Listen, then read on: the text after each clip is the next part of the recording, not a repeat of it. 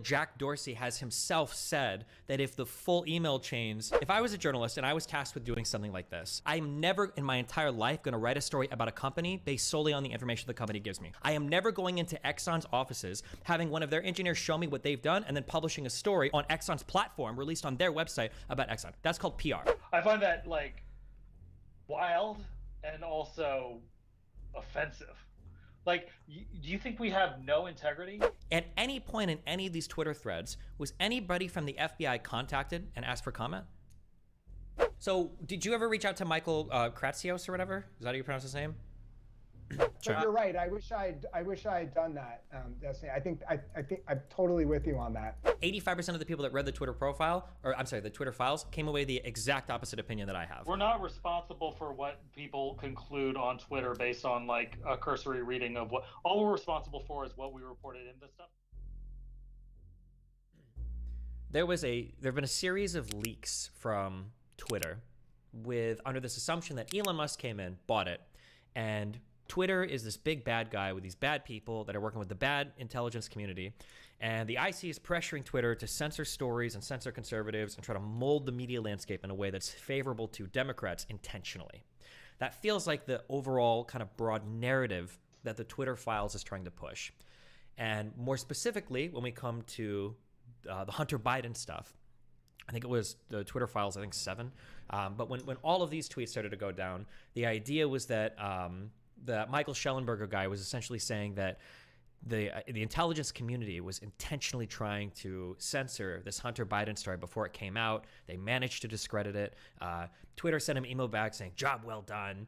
We got the Hunter Biden story discredited. Good job. You know, high fives to everybody." When I go through the actual evidence that's presented, I don't see any bombshells. I don't see any smoking guns. What I see is like a Twitter internal community that's genuinely struggling to figure out how to moderate their content. I see an intelligence community that's genuinely worried about repeating 2016. And I see everybody trying to do their best, sometimes unfortunately making missteps. I think the Hunter Biden story probably was. I think Jack admitted as much. But I just don't see like the maliciousness that it feels like Schellenberger is trying to communicate with his points. That's broadly speaking, that's kind of where I'm at. And then, yeah, you can go from there.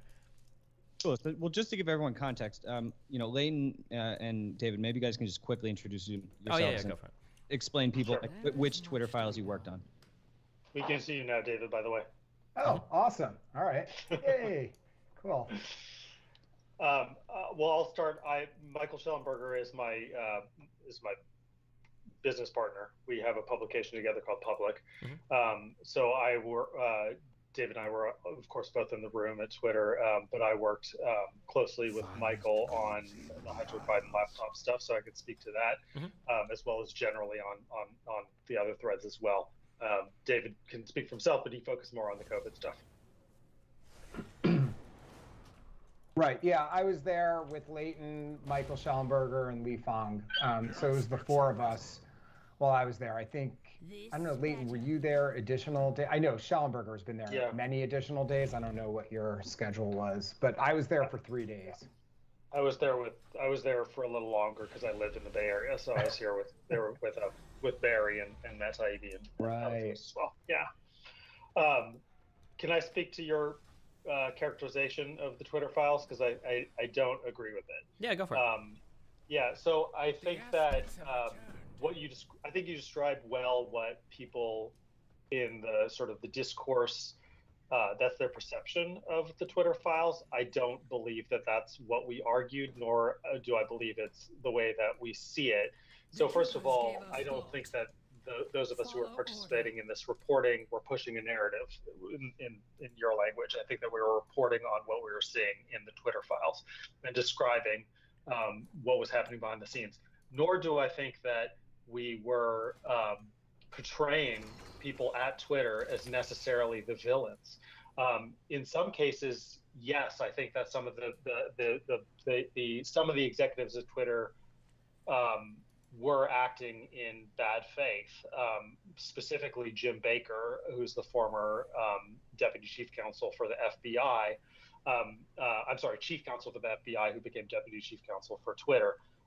But there are other people, like, for example, Yoel Roth has become kind of famous because of the Twitter files, and he's often presented as this malicious actor. But I don't think that that's what our reporting showed. As a matter of fact, I think Yoel Roth is somewhat of an unsung hero in this story, because he was the one who's, like, specifically, for example, on the Hunter Biden laptop story, he was the one who said, "There's nothing here." And frequently he was, and also the same with Hamilton 68, the stuff that Taibbi recently reported on. He was the one who was saying, "There's nothing here. This is every time in the Hamilton 68 case, every time these Democrats are complaining about something that they disagree with that's in the discourse, they point to the Russians." He was saying this. So I think you're right that there was a lot of internal pushback within Twitter. I think there was a complex dynamic happening. So, for example, within Twitter, Yoel Roth was pretty consistently pushing back against the idea of this stuff being Russian trolls, and then was being overruled by Jim Baker frequently, especially with the Hunter Biden laptop thing. So I think it's a much more complex picture of what was happening. But I think that those complexities are very important in terms of free speech. Mm-hmm. Okay, so before we get into this too deep, let me define when I say narrative. When I say narrative, people use these words in different ways, right?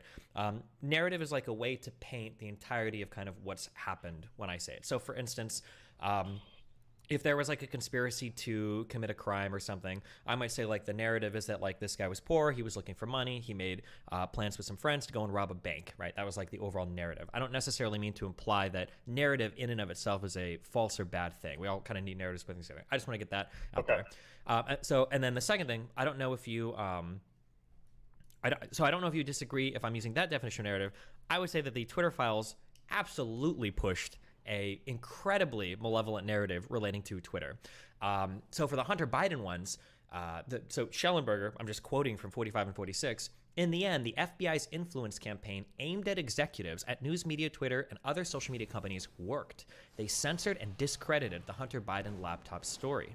By December of 2020, Baker and his colleagues even sent a note of thanks to the FBI for its work. So note that it's never been proven in any of these files that any specific request was made about the Hunter Biden laptop, but that's like selling a pretty clear picture that like the IC is trying to come down on Twitter to censor the story, and they managed to do it. And then in the next tweet, it follows up by literally saying that the FBI's influence campaign may have been helped by the fact that it was paying Twitter millions of dollars for its staff time.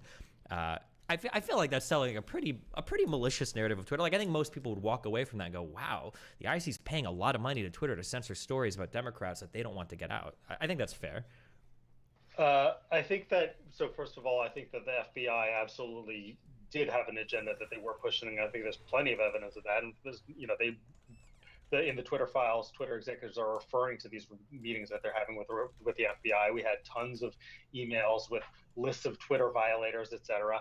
We know that the FBI met with both Facebook, Meta, and Twitter to discuss this incoming Russian hoax psyop operation that was supposedly right on the brink of being dropped, and then the next week came the Hunter Biden laptop story. So yes, I think there's a clear picture that the FBI was malevolent. So before I was talking about the complexity within Twitter, I don't think that Twitter is really the villain here. I think that Twitter, it's a more complicated picture. You have to focus on who at Twitter was saying what. In the case of the Hunter Biden laptop and the FBI, I think the picture that we paint accurately from the evidence is that the FBI knew that the Hunter Biden laptop story was coming. We know that. We know that the FBI knew that this New York Post story was coming because they were spying on Giuliani. They had the laptop in their possession. They knew what was on it, and they knew the story was coming. And then right before the story dropped, they went to Meta, they went to Twitter, they probably went to other platforms as well, and said, we have reason to believe that there is a Russian disinformation campaign that's about to drop, and there's also some indication that they mentioned Hunter Biden. So then the story drops. Then shortly after the story drops, there's this that famous open letter with like 51 IC members signed on to it saying that this is all the earmarks of a Russian disinformation campaign. And we know now that there was no such Russian disinformation campaign, and the Hunter Biden laptop is real, and everything in the New York Post story was accurate. And specific links related to the Hunter Biden laptop were requested to be taken down. Well, yeah. Pictures of Hunter Biden. And were taken down. Well, yeah, but those were pictures of Hunter Biden's Johnson. Right? There were requests made for stuff to be removed from Twitter, but I for every Internet Archive for a link that I tried to find for what was taken down, all of it was. Well, the New York Post account was suspended, and for sure, 24 well, that's hours, careful. you That's can share a link to the story. That's a different claim, though, right? If we're talking about the censorship of the New York Post story, that's one claim. But on the other side, people, and a lot of these end up getting mixed together, and I can't tell. We're doing some CEO alchemy here, but like for the requests that the White House was making to get specific links taken down, those were those were like explicit images of Hunter Biden. Those are the only things that I ever saw, and I'm almost positive that those were actually only things, because I think if they would have made a request to take down a tweet that just contained some type of information or something, Schellenberger would have been reporting on that instead of just this kind of amorphous statement of some links were requested to be taken down. Every link that I was able to follow through an Internet Archive link was an explicit picture of Hunter Biden's dick. Usually. Well, and then also, wait, can I'm writing down notes as you're talking, and if you want to go back and forth, we can. I actually prefer that, but I just want to make sure I'm getting all the stuff. When we say this thing, like the FBI was pushing an agenda, I understand that narrative, okay? The FBI, they're watching Giuliani. They know he's got the laptop, and they're talking to Twitter, and they're like, hold on, Twitter, we need to stop you guys from, there's Russian disinformation, and we're trying to sell this idea that the FBI knows that story's coming, they're trying to get ahead of it. But if we, like, take a step back, 2016 was a nightmare for social media. I believe Zuckerberg and Dorsey, I think, were both complaining a lot that we have no idea what to look out for when it comes to this type of like foreign interference. And we're having no input from the intelligence communities about how we're supposed to do any of this. There's no communication here. And going forward from 2016, especially after the Mueller investigation, especially after the indictments came out, especially when you're getting these accounts like that Tennessee GOP account on Twitter, that being a Russian account, there was way more communication between the intelligence community and Twitter. Can it be the case that they're legitimately trying to just make sure that there's not really weird stuff popping up on social media that's being spearheaded from Russia, that's being spearheaded from foreign enemies? Like, I feel like that, if we go with that narrative, the one that I'm trying to sell, I feel like that explains every single action pretty well. I don't have to find any more like weird things to explain that corroboration. The intelligence community thinks there's weird stuff coming. They give Twitter a heads up. They don't force them to remove anything. They don't make explicit demands for anything. You said something before that there's indications that they mentioned Hunter Biden. I have never seen that corroborated, sourced anywhere ever in my life. I know that it ends up in tweets. I think Schellenberger even kind of alludes to it, but I have never ever seen that produced, that there was an email or anything with a direct mention of Hunter Biden ever. The closest thing I saw to it was that there might be disinformation related to politicians and their family members, I think was the closest thing, but never a direct thing to Hunter Biden. And I don't agree with that statement that like when we're talking about the FBI meeting with Twitter and Meta to discuss Russian psyops, that's a clear picture that the FBI was acting with malevolence. I think that's kind of what we would expect our intelligence agencies to do. Like, we want them to be collaborating with other people to make sure that there's not like forward information that's being like spread across all of our social media campaigns or all of our social media platforms. That is not the process that the FBI nor other intelligence members of the intelligence community are supposed to go through when communicating with social media companies. There's subpoenas, there's court orders, there's a typical and traditional process that has been going on. With the Twitter files, we see little huge CSV files, just like, okay, hey, casual email, can you go through all these accounts and in all these tweets and take them down? Like, that is unprecedented. That is not how a relationship between social media companies and the government is supposed to be happening. Yeah, I mean, like when you say that's not the process, this is a new process. But every year, something new is happening, right? No one knew about this process, but no one was told about this process. There was entire portals created, and David can possibly speak to this with regard to COVID, where a full app was essentially created for the government to do takedown requests. But when we say nobody knew about this process, I don't know if we know every single thing that all the intelligence communities are doing, but like, for instance, I know that a lot of people got really mad about the $3.5 million that are being paid out from the IC to Twitter, for the FBI specifically to Twitter in order to do these investigations. But I'm pretty sure, I think you can Google literally on public pages, like there are ways to pay companies for doing work at the behest of the government. Like if the government says like, hey, we're curious about these accounts, can you look into this? And like, obviously we're going to compensate for your time. All of this is public knowledge. Yeah. Also, you mentioned this too, and again, a lot of this stuff gets kind of all washed together. When you say there were huge CSV files where they said to go through these accounts, the thing that I remember reading was I think that the FBI had flagged like some 200,000 accounts, I think, on a file that they'd sent to Twitter and asked them to go through. None of those accounts were banned. It's not like Twitter went through and was like, thank you, FBI, we're going to ban this and this and this and this and this and this and this. And I think that when you look at the emails that were leaked, again, it was a lot of legitimate internal conversation over like, okay, they've given us this. Like, how do we want to deal with this? Like, do we agree with that? And the FBI made a lot of requests sometimes that I don't think it didn't really go through. It's not like the FBI was like, you know, check these accounts out. And Twitter's like, okay, we did. We don't think there's anything wrong with them. And then they moved on from it. I think we need to define pressure, because it seems like you have a different definition. Sure. Do you feel like pressure was being put onto Twitter? And I guess if you say pressure, like pressure how? Or where do you see that at? Yeah, I mean, on the same day that Biden came out, this was on July 16th, came out and said that social media companies were killing people by failing to censor COVID misinformation. That was the same day that Berenson got suspended from Twitter, and then the next month he was completely banned. And for anyone who doesn't know about the Berenson case, they can go check it out. But like the public, administration narrative was very much like putting this public pressure on social media companies to do something about this. You're killing people. And then behind the scenes, they're making these massive requests. So I'd like to get David to hop in. Yeah, I mean, in my reporting, mine wasn't really connected with the FBI, but rather the White House in both administrations, first in Trump, but then much more so in the Biden administration, where one of the top Twitter employees, Lauren Culbertson, had written an email where she was recounting the various interactions that they had with the White House.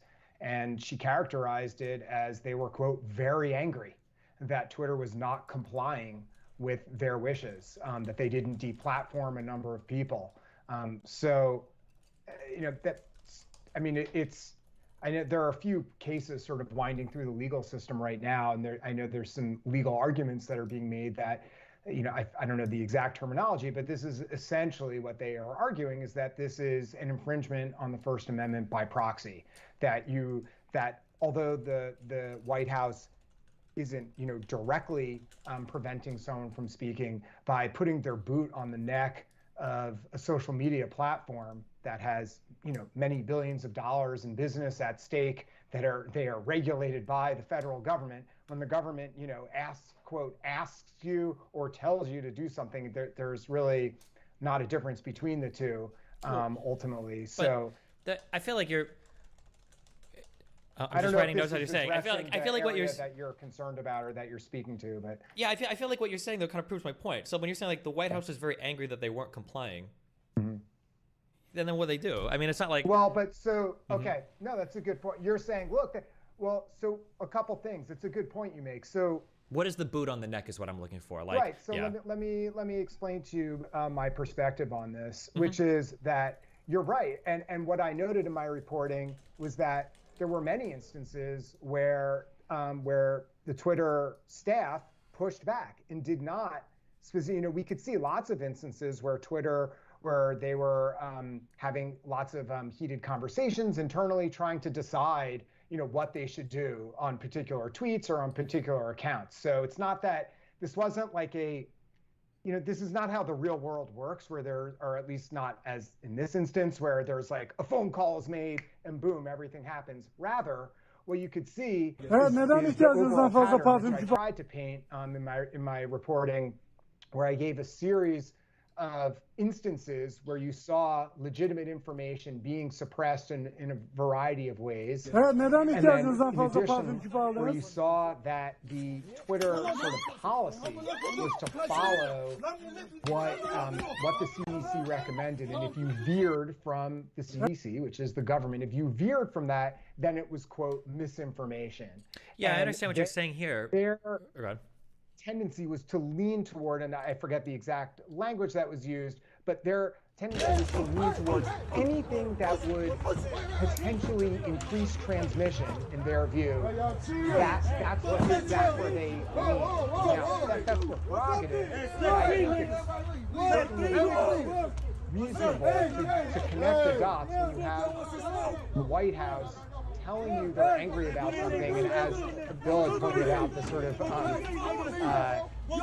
timing with where they, Biden came out with this public claim about social media killing people, and then like the next moment Berenson's off the platform. You can't prove, I wasn't there.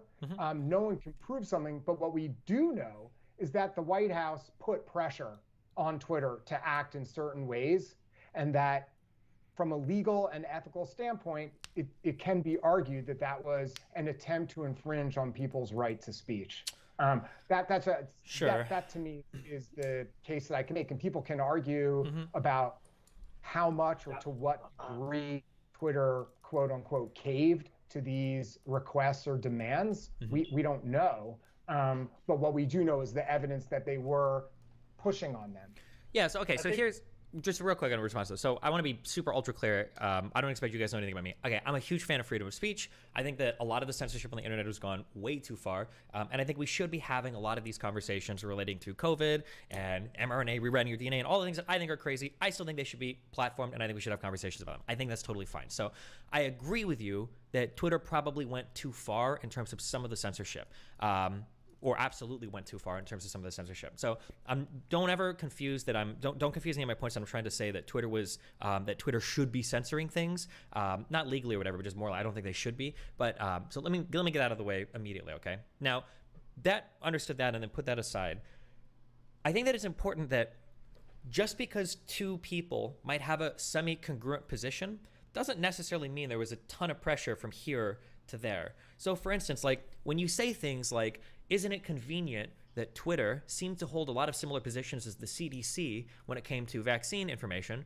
Well, that's not that surprising at all, especially knowing, and I'm sure you guys probably know better than I do, the types of people that work at Twitter, right? A lot of San Francisco yuppies, a lot of people that are probably ideologically a bit further left, maybe even in the mainstream. And I think, David, even in your tweets, you were pointing that there were probably a lot of, I think it was tweet 17 where you spoke about, as with people, institutions, there's individual and collective bias, right? When you were pointing out the issues with Twitter's process, I agree that there's good stuff to tackle into there. You pointed out that doing moderation with bots on really complicated issues is really challenging. I know this because I've been dinged several times by YouTube as spreading misinformation, even though I parrot the CDC almost exactly just because I set off the wrong alarm. And then you bring up that like outsourcing information to foreign contractors that might not even be completely English fluent might be bad. And then third, you mentioned that like inputs from people at higher levels of management might lead to some form of bias. I agree with all of those things, and I think every single one of those is a really good place to start an internal review of like maybe our process isn't good enough. But to circle back, you keep using these words like the White House pressured, there was the boot on the neck. I just don't see that ever. I've never seen in any of the Twitter files, and I haven't seen all of them, so maybe I've missed one, but I've never seen anywhere where a whole bunch of internal discussion was happening and people are like, listen, guys, we got to do this or the White House it's over for us. We're going to get, regulated out of existence. We're going to, Biden is saying that the White House, the CDC is going to axe our site, that Fauci's, got an axe and he's at the front doors. I've just never seen that type of pressure ever, other than just saying like the White House was upset at something, which to be fair, I imagine every White House is probably upset at every social media at some point in time. I mean, the Trump White House is making a lot of requests for Twitter to remove stuff too. Sometimes there's a lot more vanity behind it. So I feel like that's kind of expected, that there's going to be some adversarial relationship there. I just don't think it's like the worst thing in the world. And I don't think it's evidence of any wrongdoing. I mean, I'll just throw in one thing with Andy Slavitt at the White House and Berenson. I mean, there's the leaked Slack screenshot asking directly why hasn't Berenson been kicked off the platform yet. I mean, that's like there are direct communications that have come out from the White House. And I mean, and as I said, I mean, you saw in my thread, I had a screenshot of the email from Lauren Culbertson where she described, several of these meetings. It wasn't like one meeting. This was a repeated thing that the executive branch did with a number of social media platforms. I mean, in my experience and how a lot of things function, whether in politics or in business or other institutions, most things there need not always be an email exchange between executives at Twitter saying, hey, it's not like a second-rate movie where they need this expository, scene. Bottom line, the White House was contacting Twitter, among other social media platforms, and making their wishes very, very clear to them about what they wanted to happen. How much or to what degree Twitter then capitulated to those demands, we don't know.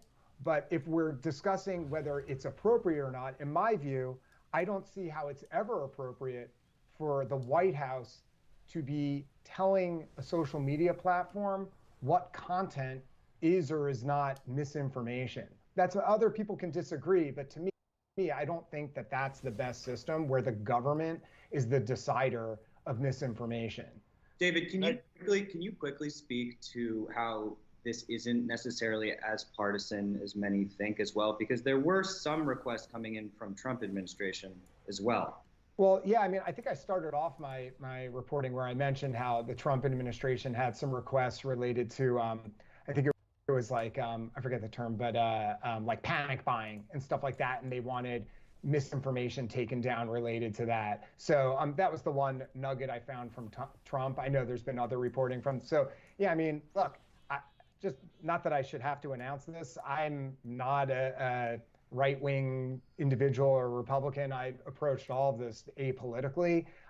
From my standpoint, I just want, from being involved in COVID reporting for the last 3 years now, I observed a lot of things happening where tweets were labeled as misleading, where accounts were suspended for things that I knew were true, things that were from studies in peer-reviewed journals, or maybe we shouldn't say true, but things that were certainly legitimate information from accepted sources like a peer-reviewed journal, and they were nevertheless taken down because in some manner or another they went against kind of the CDC's guidance or a mainstream narrative. So when I had the opportunity to then look behind the curtain and try to figure out, well, what actually happened, that's what I tried to do. And I think it was a combination, in my view, it was a combination of pressure from the White House, but also the internal politics and dynamics of Twitter and the other social media companies and the people who work there and what they felt was the right thing to do. I don't think this was like a malicious thing necessarily.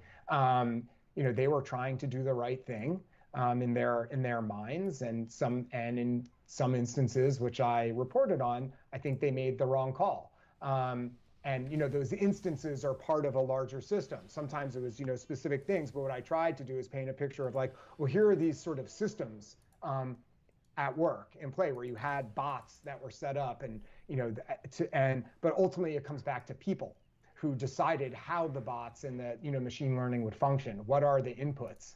So I don't know if that satisfies your thing, or maybe you're focusing on a slightly different angle that's of importance to you, but that's kind of how I view the story and what I wanted to bring to light. I thought it was important for people to see, one, that the White House did interact with Twitter and make very strong demands or requests on the company, and two, that there are a variety of instances and a variety of ways through which Twitter censored information inappropriately. And I don't know the solution to that for moving forward or for next time, but in my view, that's something we should try as a society to remedy in some manner. So I'll step back. Maybe Leighton can jump in. Yeah, go for it. Yeah, I think we should be clear about what we are and what we are not arguing. So first of all, in terms of the FBI's requests, there are emails from within Twitter about how voluminous these requests are, that they were like the FBI was sending them lists of Twitter violators of people who had like 19 followers and 0 retweets, to the extent that like Twitter executives are saying among themselves, like Jim Baker actually said in an email. Jim Baker, who's former chief counsel for the FBI, was like, it's weird that they're spending all this time like actively looking for people who are violating Twitter terms of service and sending them to us. So yeah, they paid $3 million to Twitter for in compensation for the time that Twitter's employees were spending going through the list of FBI Twitter violators, TOS violators. But what that indicates is just how much time. Like, you could say that's totally fair, like, you know, just like when you do a FOIA request and you have to compensate the government for the staff time. Yeah, but $3 million of time of like Twitter employees' time going through these alleged violations every day. So there's a sheer volume question that FBI regularly have meetings with Twitter executives. You're right that when you look at these these actual discussion threads on Slack and by email, there are many instances in which Twitter disagrees with the FBI and does not ban these things. It happens over and over and over again. I don't think anybody who was reporting on the Twitter files was trying to present a picture where like every time the FBI said jump, Twitter said how high. For me, like Twitter, I think a lot of employees there, even though I disagree with a whole lot of their decisions, I think a lot of these folks were acting in good faith. Not all of them, not Jim Baker, but a lot of these folks, I think, were acting in good faith, trying to make these decisions as best they can, given limited information and time pressure, et cetera.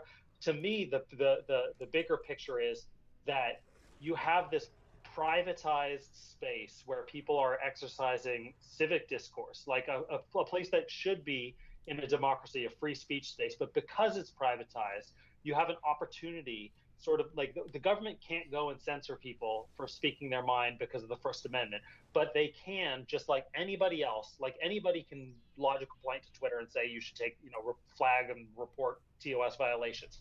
The FBI took advantage of that sort of prerogative they had to assign agents to spend all day just looking for these violators and sending them to Twitter, overwhelming Twitter with just tons and tons of requests.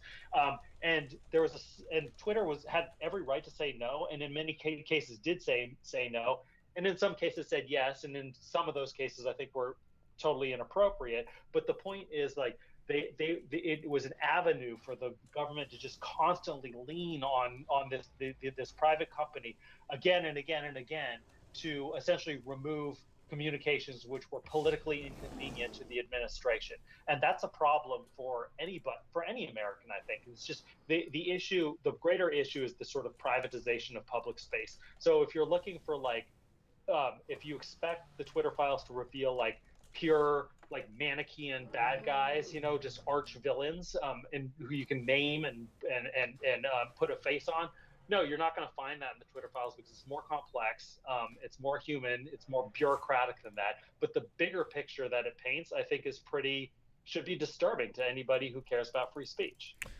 So I feel like the conversation is so there are really good questions in here, and I feel like we just hand wave those and just assume no. So I think David posed this question: should the government be making requests to social media platforms? That's a really good question. That's a really challenging question to ask. I think it's a bit naive to say the government should have no input whatsoever on any social media platforms, especially after the shit show that was 2016, especially post 2019 with Cambridge Analytica and Facebook. I think that forget the government and forget the social media platforms. I think a lot of U.S. citizens genuinely have questions and worry about what exists on some of the social media platforms. I think there's a lot of U.S. citizens that don't want foreign actors propping up fake accounts on Instagram or Twitter. I think that's an interest that the American people have. And if there's some level of coordination that the United States intelligence communities can have with social media, I think it's worth exploring that. I think there's legitimate arguments that can be made that relationship is probably a positive one. Now, I agree that it could be abused, and I agree that it could be inappropriate. I just never saw any of that. That's kind of what I'm looking for, because so here's something that I would bet my whole life on. If I were to ask people that say that they followed like the Twitter files just if I asked them, are you familiar with the Twitter files? If I were to ask people about this, probably 80% of them would say like, oh yeah, I think the White House was paying Twitter to censor conservatives. That's like the general trend that people walk away from the Twitter files. And I think it's fair to have that impression if you're just reading the text of the tweets and not going into the actual emails and stuff that are being leaked, because that's always what's being sold. That's like the overall narrative that's being sold, is that these improper requests are being made by the FBI to take down stuff that is conservative, to take down stuff that the CDC disagrees with, which heavily leans conservative online. And I don't think that any of that was ever supported. Even the way that you load some of these things, like you're saying, like overwhelming Twitter with requests. Were they really being overwhelmed with requests? Like Twitter got $3.5 million in compensation. That company generated like billions of dollars, over $5 billion of revenue in 2021. Was this like really too much labor for them to deal with? No. It's not about the amount of money that they spend. It's about the amount of labor time that was put into this. Like, yes, I can say that they're overwhelmed with requests because they said so repeatedly in the emails. Like Twitter executives were complaining about how often, about this volume of requests coming from the FBI. This isn't me talking. This is executives at Twitter complaining about how zealous the FBI was. Okay, but let's say they complain about that, okay? Nobody's forcing you to adhere to any of those requests. If you're not getting a subpoena, it's just the FBI making requests. My perspective on it, which it seems like you disagree with, is when, and I don't necessarily disagree with you if there is actual, foreign powers, actually putting in sort of bot farms or whatever to influence the discourse. I'm not necessarily opposed to the intelligence community then sharing that information with social media platforms. Look, here's what we found. Here's the evidence. We think you should do something about this. It's infesting your platform. Although with Matt Taibbi's recent reporting, some of with the Hamilton 68, apparently some of the stuff that was deemed sort of Russian bot farms and this information wasn't so. But I'm not saying that's not. I understand that was from the think tank, but putting that aside, so I don't necessarily disagree if they had evidence of it. But that's not what I think was reporting regarding the suppression of certain types of content. And I think there's a pretty wide chasm. Hvad sandt sker der, mand? Du er klar til Big Boy, Big Diddy Tank? Ja. Hvad sker der for, at vi sidder her? Der er ikke nogen, der... jeg skal lige have på det op. Sort of misinformation bot farms within your platform. Here's the evidence. We think you probably want to take a look at this to take it down. There's a wide timer, eller skal jeg bare så der kommer timer lige om 2 sekunder. Specific individuals, many of whom were U.S. citizens, and naming very specific types of content that they wanted taken down. 4, 3, so to me, those are two very different things. So you're raising one issue that seems legitimate, and the other one, in my view, I think was inappropriate. Which part? What was inappropriate? Which request? Ja, det er jo Little Wix, eller hvad, så jeg ikke kan se timeren. I think it's inappropriate. Ja, det gør jeg. Jeg bruger Big Wix og Little Wix her. Det er egentlig lidt sjovt. Jeg synes da egentlig, du burde kunne se timer. For not deplatforming a number of individuals that the government. I don't think that that's the White House's. I don't think that that's their. They can't get that way. It's inappropriate for them to get angry. Isn't that kind of like, really? It's inappropriate when you're the executive branch, and this is and you're making requests to a company on how they should conduct their business. Obviously, those are more than just the. Men de der, dem kan man kan losse den der ripple. This is a line that is floated by so many times. That is how the world functions. But I can show you. And makes a this is what is the power though? Thing about what's that? Biden ran on Section 230 repeal. He said that he was in favor of it. So Trump wanted to run. Trump wanted to remove Section 230. I'm sorry. Are we arguing about Trump versus Biden? No, I'm saying that. I'm saying that. I'm saying that. The federal government has power over Twitter. Sure. First of all, Section 230 repeal would not be the executive branch. That would be from Congress, right? Fine. So that's already everything. But also, you have evidence, and so this is kind of the thing that I'm looking for. I'm trying to figure out, okay, what was the pressure? Okay, the FBI requested a whole bunch of stuff, and we all know there was that list. I keep repeating this. There were like 200,000 accounts, that huge file. Jeg synes, 3 mobs, det er sådan en svær en med så broke, du ved. Nå, det er sådan lige, det er sådan et træls sted i forhold til, at man skal have en single. Ja, det er sådan, du ved, det er ikke sådan helt godt. Det så jeg sgu ikke lige. Nej, jeg tror, det skulle. Hvad hedder det? Det er ikke sådan helt AOE-style, du ved, men det er heller ikke helt ingenting. Nej. There was a major nefarious foreign threat of like, bot farms that were going to disrupt U.S. elections. And Absolutely, that were, yeah, of course. Seeding. Yeah. Really? Okay. Well, I think maybe that's. Wait, did you not believe any of the Mueller indictments? That the Internet Research Agency was a real thing, that 10GOP account, there were accounts on Instagram that were just like basically like black people would come up and say like, I don't think Hillary supports BLM, and those specific accounts were tied to Russian investment. Like, do you not believe? Yeah. No. The Kremlin spent several $100,000 on Facebook ads. Sure. I believe that happened. Wait, hold on, no, wait, that's not true. It wasn't just Facebook ads. That's not true. They had stooge accounts. That at 10GOP account that had over 200,000 followers. So it wasn't just Facebook ads, and it was a false company that was set up in the United States, right? Det var åbenbart uden for... Jeg tog den sat nemmere. Ja, det er den sværeste boss, vil jeg sige. Altså, hvis vi tager den her, så er det resten, det er easy. Jeg synes, den her er virkelig weird, den her dungeon her. Den er virkelig en dårlig... den er dårlig til at være med Gloss Dungeon, den her, synes jeg. Do you think I would defend that if that is true? Obviously, I would be opposed to that as well. Like, I would say we shouldn't do that either. But if you're going to tell me that, yeah. Fine. So yeah, I would support that if that was me as well. But I don't know if Twitter. Yeah, go for it. Okay, so yes, do I believe that there's such thing as an internet research agency and that they have these troll farms and stuff? Yes, absolutely. But it's a question of is it commensurate to the threat that has been attached to it? I think of what is a much bigger threat is the boogeyman effect of what I think is a significant influence operation on U.S. elections. And I think that the upshot of the Mueller report was have much consequence whatsoever. But as for what David mentioned about Saeedi's latest thread on Hamilton 68, it was constantly used as this way to threat inflate stuff that was purely domestic, political actors who were exercising legitimate. Hold fast, jeg skider ind i lånden på den her, det er lækkert. Who were accused of Jamen, det gør de fleste sgu. Men jeg Det kan var godt selv, altså når jeg spiller DPS, men det gik godt nok fint her som tank. Det er sgu nemmere at spille tank, åbenbart. Det tænker jeg. Hvad var det egentlig, jeg skulle? Jeg skulle lige huske at putte på poisons på, og så skulle jeg lige have en ny food buff. But what about the sort of the converse of that, which is people, domestic actors, using this supposed threat of Russian disinformation to discredit legitimate speech by Americans?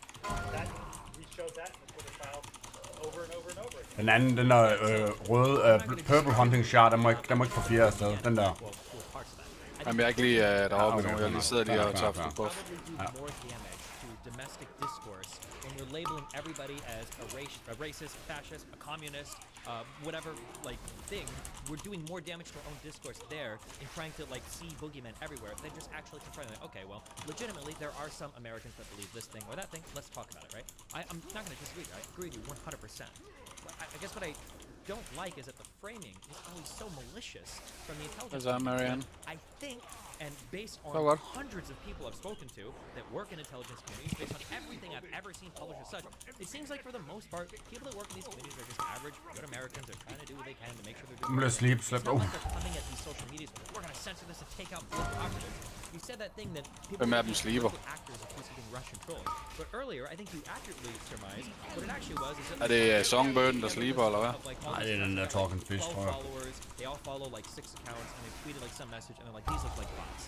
Now, I could be wrong, and you guys can tell me. I don't believe there were må have vildt give ham noget. ban all these Republican senators. You need to ban these high-profile. Jeg plejer at kunne følge med på AOE'en med de der sliders, jeg sidder med. Even when the FBI was making these requests, sometimes really large ones, sometimes Twitter just didn't follow it, and it didn't seem like there were any repercussions that followed. Well, okay, so Twitter suspended the New York Post's Twitter account, and for 24 hours, you couldn't post or DM the New York Post story 3 weeks before the election about Hunter Biden. That was the reason why they took that action was because the FBI pre-bumped the story by meeting with its social media platforms and saying we have reason to believe that there's going to be a Russian disinformation dump coming. And then, lo and behold, all of a sudden the Hunter Biden laptop story comes. So and the FBI have reason, unless the right hand wasn't talking to the left hand, the FBI as an institution knew that the story was legitimate. They had possession of the laptop.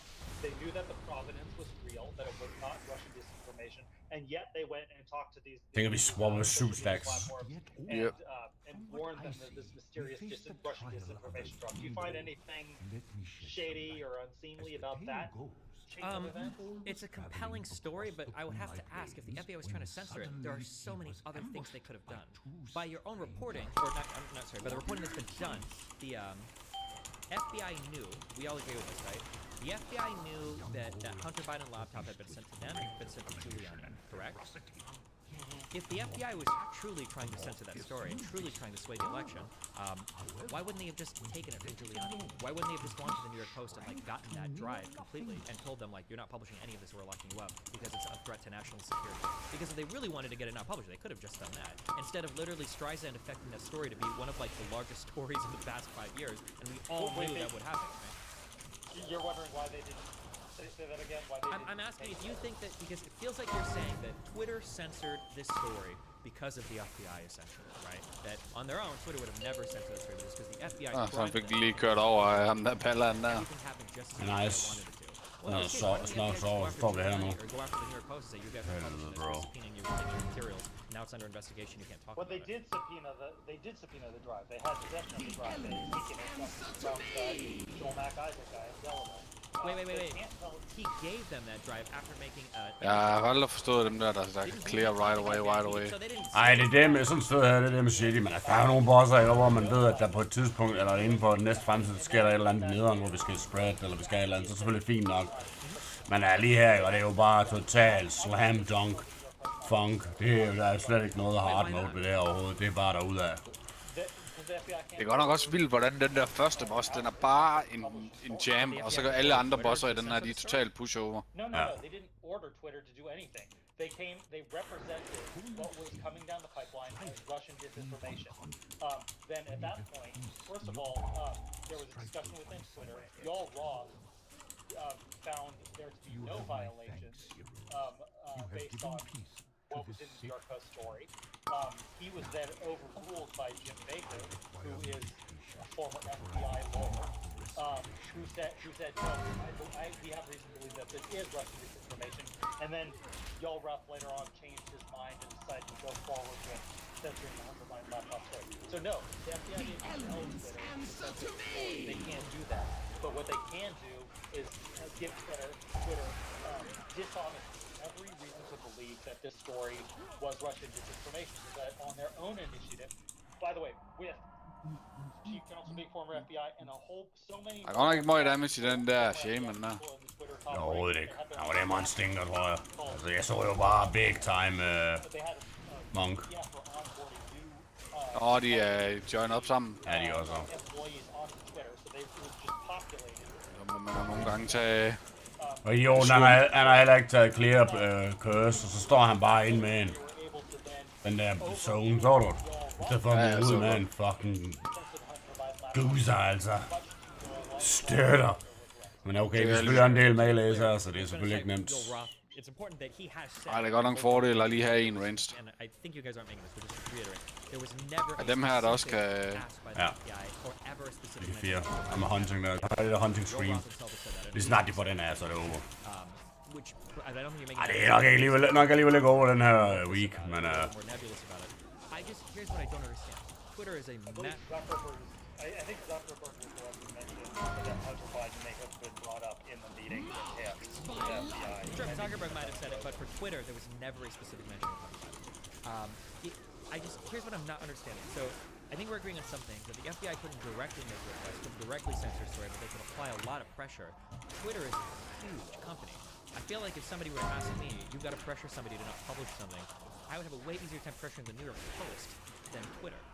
Like, I don't know why all the same strategies are using at Twitter, because they know hvad egentlig, når man laver plus 15, ikke? Ja. Får man så dem der til Heroic Gear Upgrades, i stedet for at få de der giver til 405 item? Eller hvad? Der orbs der, du ved, dem man tager sammen med noget. Ja, man gør så. Ja, man gør så. Ja, det der er så fucking nice. Så kan du få craftet big time gear. probably Jamen det er jo Russian det, fordi information. min våben er weak as fuck. 405, det er jo ingenting. Nej, lige præcis. Jeg har også upgradet. This might be Cambridge Analytical for the New York Post. You guys are way smaller Jeg skal than bruge Facebook. You to. won't survive. I don't know why the FBI wouldn't have tried that same type of pressure. The New York, I mean, first of all, we don't know that they didn't. We absolutely know that. The New York Post would have talked about it, right? Obviously. Okay, fine. Granted, it's unlikely that they did, but the New York Post. Men okay, han har sgu egentlig også stinket gear den der charmen, men altså, sådan som han døde på, det er jo ikke som sådan nogen med gear, eller det er jo bare støtnes. Det er bare været skøjet jo. Ja. Because it was dropped off by Hunter Biden at he had a signed receipt from Hunter Biden at the laptop repair shop. The FBI had subpoenaed it. Fuck, jeg hader den der puzzlebox der. Ja. Fuck, man, den der har fundet på det design, det er virkelig skøjet. I don't think that's. I could be wrong. It's been a long time ago. I don't think they had the laptop. My understanding is that there was an image of the disk. So you can mount an ISO and you can take a picture, basically, a virtual picture of the hard drive, and that image was sent to Giuliani, and then Giuliani shopped around with that image. And to say that the New York Post knew that it was legitimate, my understanding is that even Fox News didn't want to run this story, and it would have been sensational for them to. So I don't think it was very obvious that it was super, like that was a 100% legitimate story. The FBI had the laptop. Yeah, but yeah, the FBI had the laptop itself. So the only thing that the New York Post got was an image of the drive. They didn't know if it was actually real or not. Like you can have a signature, but they didn't. I don't think they had any of that. But that the actual laptop itself was with the FBI. All they had was a disk image sent by Giuliani. That same image that a lot of other major media didn't want to report on.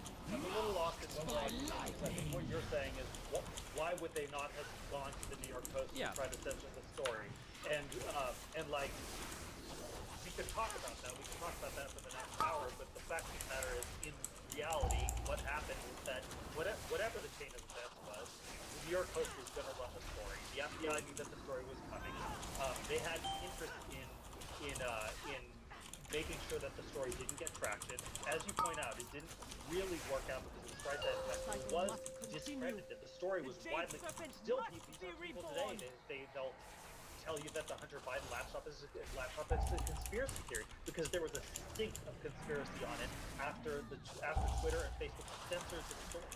So I would say that they were quite successful in making the Hunter Biden laptop not a campaign issue shortly before the election by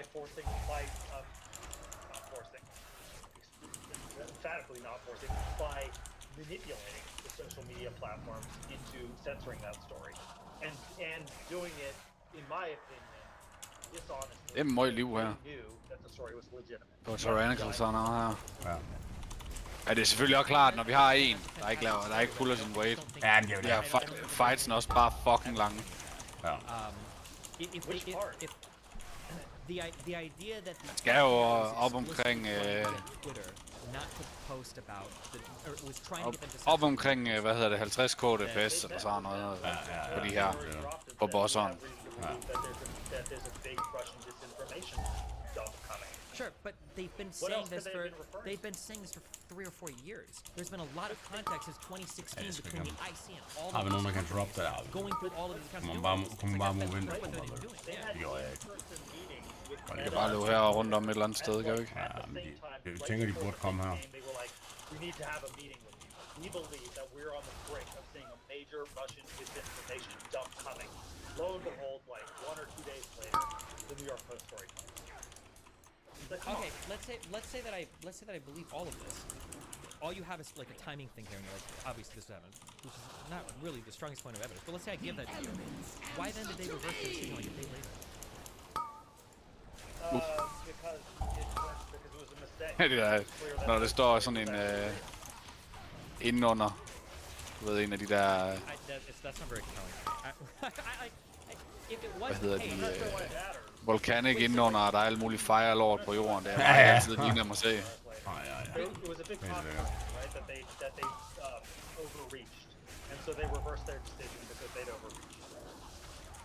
I don't understand. If there was so much pressure from the FBI and they wanted to censor the story and they wanted to get rid of it, then I feel like they would have just banned it and then moved on. But again, what do you mean they can't? They did ban it. How can you're saying the FBI? Oh, yeah, No, man. Twitter would have banned them, and they would have Just just go. banned. But it felt like Twitter legitimately felt like, and if we're being honest, okay, now Focus we know the, that story skull. seems to be real. Everything I've heard is Yeah. real. But at the time, it did sound incredibly. That was a crazy story, right? It does sound like some fake thing that a blind guy got a MacBook dropped off by Hunter Biden that has a lot of pictures of him, getting foot jobs and smoking crack, and also emails with Joe Biden. That's a sensational story. Sagde en Monk live, hva'? Out of pocket. I don't think it's so crazy to assume that Twitter. Trykker bare Fist of Fury og Spinning Crane Kick, så laver man 250.000 dps.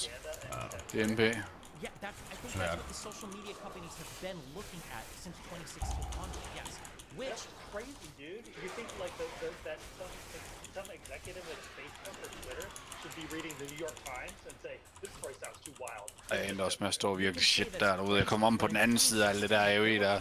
Skulle til at løbe udenom for... organized on both sides by Russian companies set up in the US. Han nåede selvfølgelig lige at få det der af, det er klart. I'm not going to disagree with you and say that like, yeah, we need to censor all of this stuff. It's really bad. Jeg synes det med, hvad hedder det, Paladin healer, det er altså også bare sådan en healer, der er hit og miss.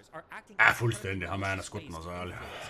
Nej, han laver ingen damage, så samtidig med mediocre healing, det er lidt lækkert. Are you arguing because of that threat is real? That Det er godt nok ring damage, han laver. platforms having this Yeah. censorship ability, this power to be able to be able Ja, de er jo ellers godt, Paladin. Ja, fuldstændig. say this sounds non-credible, and then censor it. Well, let me ask, I guess, a flip side question to that. I lean towards yes now, but the flip side is, do you think that any media publication should be able to publish whatever they want and propagate it on any social media platform they want without repercussion? Any media company? But that's a different question. I could just Well, no, jump in it's for on the other end. It's the same question on the other end, because that's what he's advocating. Let's say the New York Post is, we've got a story that Hunter Biden drinks the blood of 9-year-old children. We know this because we got a source, and now we're going to publish that story. And let's say that it's like, this story Ja, is like, bare really så fake. får Should man they sådan have en the der på right sig, to ikke? Og så bliver den ikke til spillet, altså. For helvede. propagate that story? Do you want to respond to that, David? I mean, if you're using some like outlandish thing of drinking the blood or whatever, the bottom line is, I think the philosophical and ultimately legal question, if there is going to be some sort of legislation related to this, to try to remedy some of these things moving forward, and what I showed with some of the COVID reporting, it is totally inappropriate for these social media companies to try to adjudicate the veracity of information on the platforms, most of it, in particular something that's published in a credible media outlet. But even beyond that, the idea, time and again, there were just shifting from the Hunter Biden granular details of that, pulling the lens back a little bit.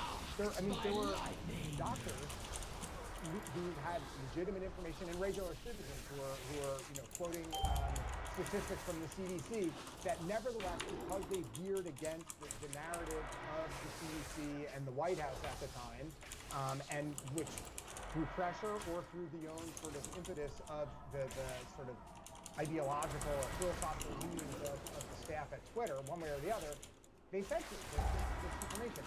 That to me is a very bad recipe for when these platforms, as we know, function, as a utility to some extent. It is for lack of, it's a cliche, bad analogy, the public square at this point. And I am very uncomfortable with the idea of some random people on Twitter, or let alone some bot program that was written, let alone people sitting in a huge farm somewhere halfway across the world, that they are going to... Han blev sgu godt carried, den der fucking shaman der. Der var altid noget, han havde en bloodlust. Whether it's something related to politics, Ja, for helvede. Plus 2, det var ikke så ringen da. Det var ikke så ringen da. Så har man da en chance til at fail en 15'er. Eller 16, altså man Og så bliver det Call of Stars, det er det, man lægger i. Den er easy. Den er god, ja. Han er det easy. Ja, det er godt nok. Det er virkelig en af de nemmeste dungeons. Det er nemlig nice. Det var nu over tilbage i Legion, der var det også en af de nemmeste. Ja, fuldstændig. Not only they're right, but also what makes sense to have. Der er bare, altså, det der er på Call of Stars, og der er, hvis man ikke rigtig, hvis man er sådan en ny spiller, så virker den meget indviklet, fordi der er sådan mange minigames, eller der er mange sådan ting, man kan benefit af at vide, altså i forhold til, hvad skal man have med, Ja, for helvede. Alchemist på first boss og alt sådan noget crap der, du ved. Men Ja, altså... men Rogue, de kan også poison, så. Nå, okay. Det første boss, den er covered. Ja. Jeg er nødt til lige at bede med et, jeg skal lige ud og se, hvad fanden der foregår her.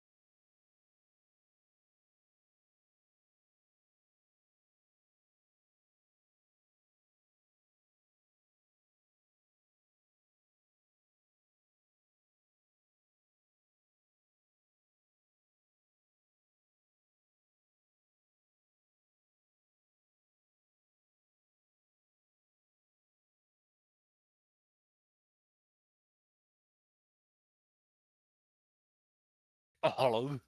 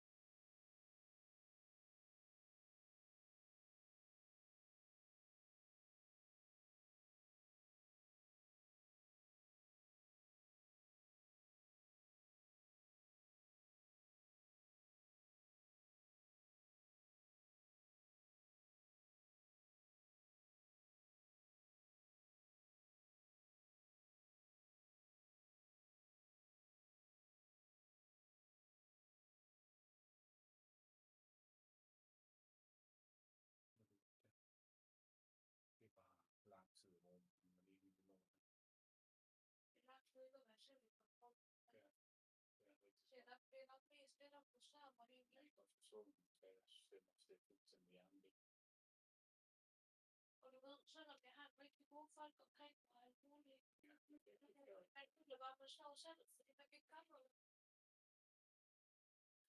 Men det er det.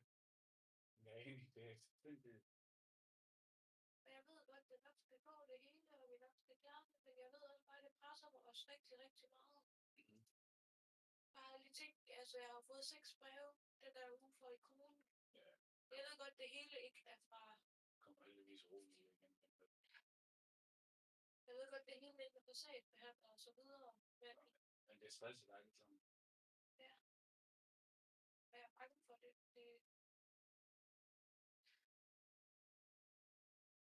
Jeg ved ikke, hvor meget jeg skal lave for Lars, eller for jordbrugen, eller for egen læge. Altså, jeg ved det snart ikke, fordi... Nej. Hvem skal vide noget, hvem skal ikke vide noget? Og jeg gider bare ikke være en åben bog mere. Altså, jeg begynder at have tingene til ind på kroppen, og det må jeg jo ikke. Jeg tror også, det er lidt frustreret for. Jeg har normalt ikke noget problem med at dele ting. Altså... Jeg kan godt forstå det, måske, men jeg ved simpelthen ikke, hvad jeg skal sige. Men altså... Du behøver ikke sige noget, det er bare... Det er med. Jeg lider også i under det hele tiden. Ja. Men bare, at jeg kunne få arbejde. Jeg kunne få et arbejde for det her. Det tror jeg har. Jeg vil ikke huske, at jeg kommer ind og gør det. Jeg kan ikke komme til det. Jeg tror ikke, jeg kommer til at arbejde med det her. Jeg er virkelig bange for, at jeg tænker på det her. Så må du snakke med lægen om det. Så du bliver nødt til at få skrevet noget ned på papir. Ja. Ja, for det. Ja.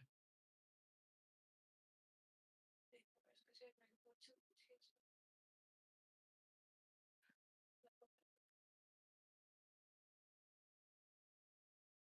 Fordi det kan knap noget.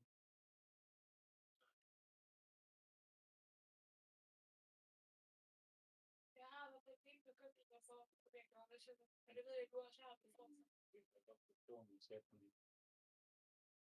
Men jeg ved ikke, om du har tænkt tanker. Det er slået op. Altså, du har tænkt det.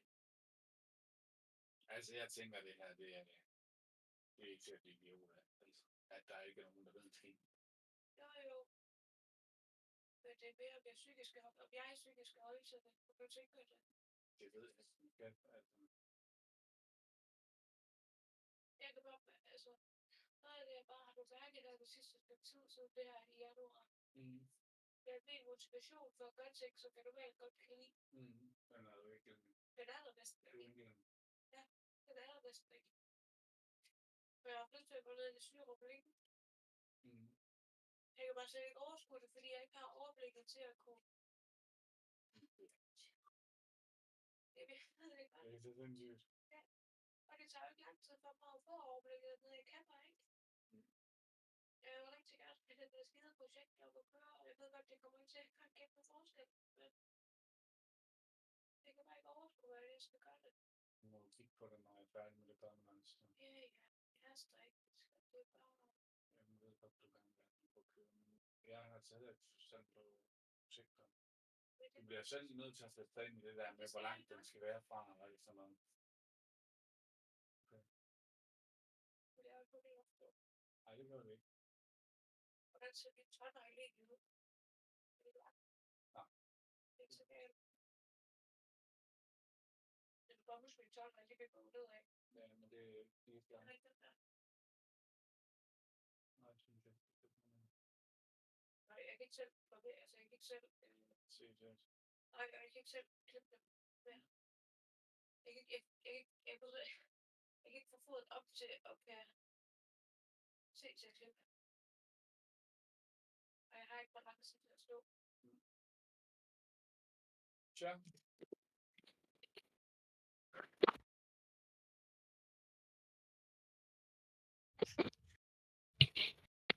Det er okay. Og så ja.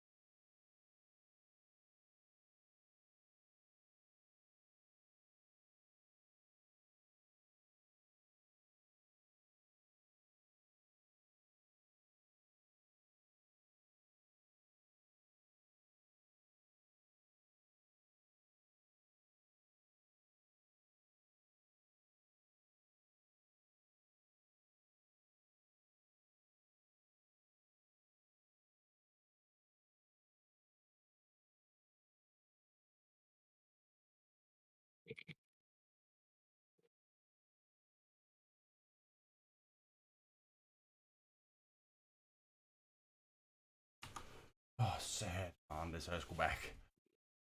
Også der er fast, men jeg er snart færdig med den der Call of Stars der. Er du stadig i pumpen, eller hvad sker der? Ja, vi er på 88% af trash, du ved. Vi mangler lige den sidste post der, så den der event der, hvor man skal rende rundt og klikke minigame der. Ja.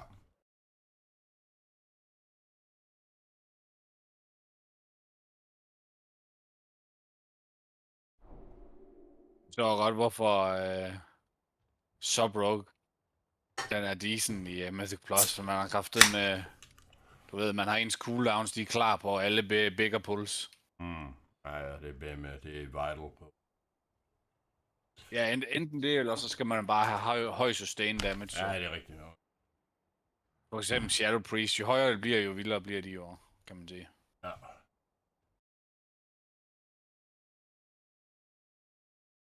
Jamen nej, så får bare det hele her, men jeg får både, hvad hedder den, Power Infusion, og selvom vi har en Warlock, dem også stinker godt nok, men ja. Ved, det er egentlig ham, der burde være carryen her. Ja. Han er 408 eye level og 2700, og han stinker bare. Ja. På første bossen, der døde han i løbet af, der var engang på 80%, så var han død. Nå, okay. Men jeg synes jo ellers, at det er rimelig nemt at være range på første bossen herinde. Ja.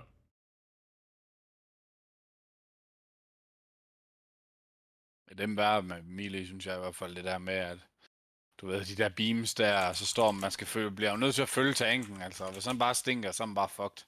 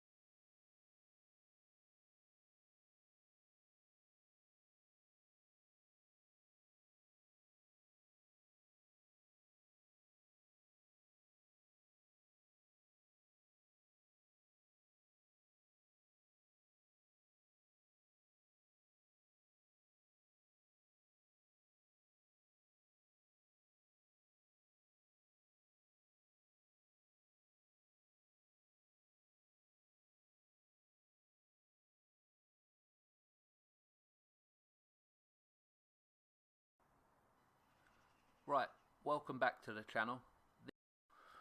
So, from that. Now the cool thing is, it's got quick release fitments as well.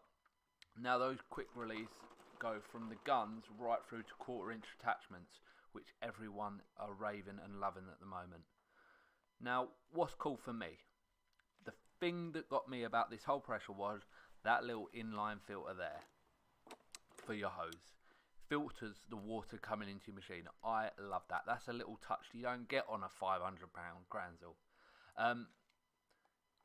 Get a good length hose with it. Now, actually, the water coming into your machine. Det er også bare Rogue, det er også bare altid fucking, du ved, damagen den er bare klar med det samme. Det er også det, der er mange classes problemer, synes jeg. Det er, at så har man ligesom ramp-up time, så når man kører. Ja.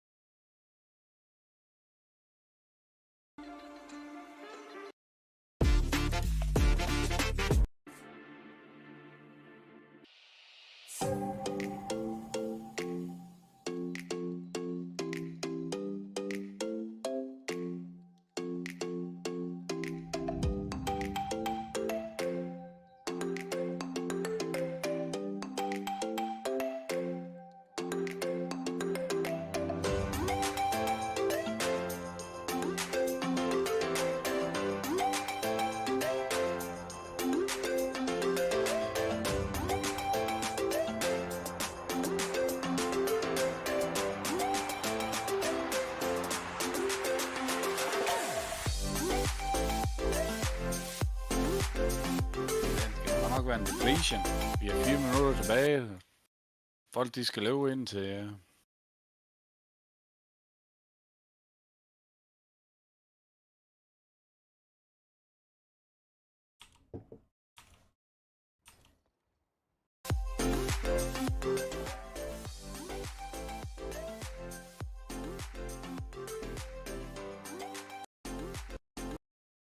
Det er vildt nok med ham der Melandrus der er til sidst, ham der sidste bossen, ham der Melandrus der. Der er eddermame forskel på, hvis folk de kan finde ud af det der med at stack den der. Kæft, han er nem. Men hvis med folk de ikke kan finde ud af, at så når han er lang, så bliver det bare rough.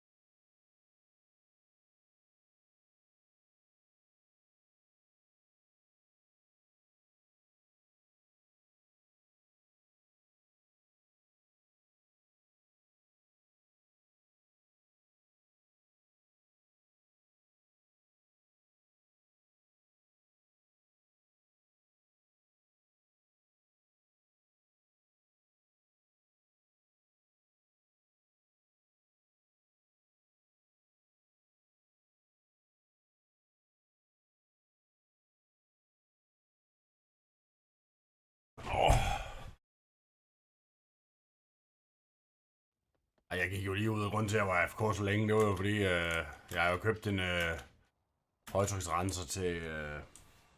Jamen, det er sådan en, der er lidt specialiseret i at vaske bil, du ved, det må jo ikke være for vildt, altså. Læser man jo kraftigt en bilen i smadret, eller ikke bilen, men lakken. Hvad det hedder... Så var de ude, og så kraftedeme mand, så håndtaget, det var fandme der slangen, der det connecter til håndtaget, der er det kraft, der er et leak, eller sådan noget, jeg står bare, du ved, det gør jo, at jeg ikke får nok pres på selve strålen. Men alligevel, så står jeg der og synes, nu er jeg i gang, og jeg vil jo selvfølgelig prøve, jeg vil bare stå over 10 sekunder, og så kaster jeg helvede til at sige, det duer ikke. Så jeg endte jo kraftigt med at stå derude og vaske hele bilen. Men altså, det liggede jo hele vejen igennem, så jeg endte jo med at blive super plaskvåd over det hele, fordi det står jo bare og sprøjter på mig. Og når så sidder jeg her og sådan googler, hvad fanden det kan være, hvad problem det er, før jeg begynder at tage kontakt, for du ved jo, hvordan det er. Hvis det bare er sådan et eller andet fejl før, så er det jo pinligt af helvede til.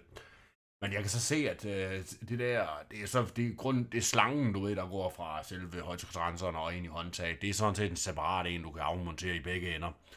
Og den ende, der rent ind i pistolen, der manglede der faktisk en O-ring. Og jeg studsede godt over det, og der følger også ekstra O-ringe med, og du ved, de der gummipakninger der.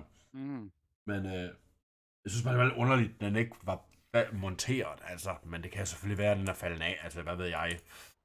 Der kan være mange grunde til det. Men det kunne jo være det, der har kostet leak. Nu er jeg jo kommet ind, så nu gider jeg kraftigt mig ud og tjekke. Men det virker bare lidt skørt, man skal montere sådan noget. Men ja, nu det.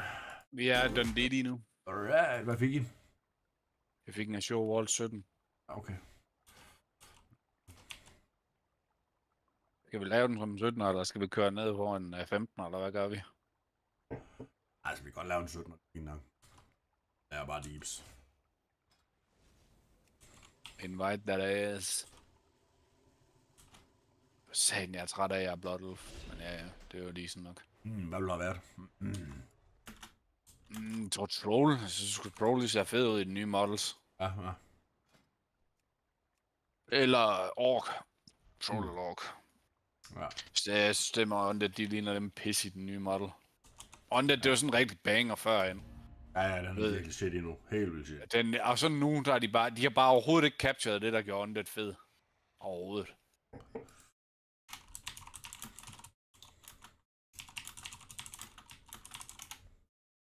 Nej, altså, jeg prøver, du ved, jeg skal have alle, så mange som overhovedet muligt op, jo, du ved. Fordi jeg er jo Hvad fanden er ilden fri på Valor Points nu, eller er det bare midt af UI, der er bugt? Bare farme Valor galore, eller hvad? Der ser det ikke ud til, at der er en cap på ved mig mere. Hvad sagde du? Nå, jeg valder? Nej, der er ingen hvis en. Det har de jo removed cappen, så det er nice nok. Og det er meget på tide, men det er kraftedeme der ikke noget, der er mere kedeligt. Sådan noget capped gameplay. Hold fast det nederen. Det er det, jeg har at sige om det. Men jeg skal prøve at få så mange af de der dungeons som muligt. Du ved, min IO, den er 1869 lige pt, men det er jo fordi, jeg har ikke lavet noget sådan rigtig tyrannical. Jeg har kun spillet i den uge, hvor jeg dingede max level, du ved, så det er jo sådan nogle low-ass dungeons. Det er sikkert. For eksempel her, den her Sure Walls her. Ej, den har jeg så godt nok lavet. Det er en af de få, jeg har lavet på en høj, men der kom lige crew. Der kom crew igen. De er høje. Det er the Russian gamble, men lad os bare tage en, eller hvad? Det var nok det andet, de anden primært, der det var sgu nok the Russian gamble. Sådan er det jo. Du bare dem vi har kørt indtil... Nå, det var ærgerligt. Dem vi har kørt indtil videre, ikke? Ja. Eller dem jeg har fået på keys indtil videre, dem har jeg alle sammen... du ved, dem har jeg alle sammen fået som... det er dem, jeg har lavet på høj i sidste uge. Så det var lort. Mm.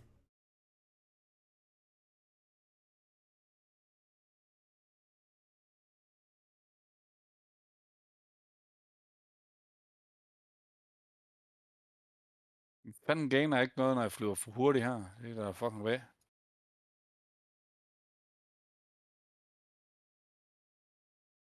For helvede, bro. Der er der bare ikke noget, der er værre end normalt. Nej, det er tænkt at sige. Helt sikkert. Men... Det skulle godt nok heller ikke meget erfaring. Det var bare så hele den her... lige siden vi flyttede herind, og jeg har jo ikke lært andet at male. Jeg har jo ikke lavet noget ud over at male. Nej. Vi har jo ikke rykket noget ned eller gjort noget. Det er først, der er nogen med gulv her. Ja.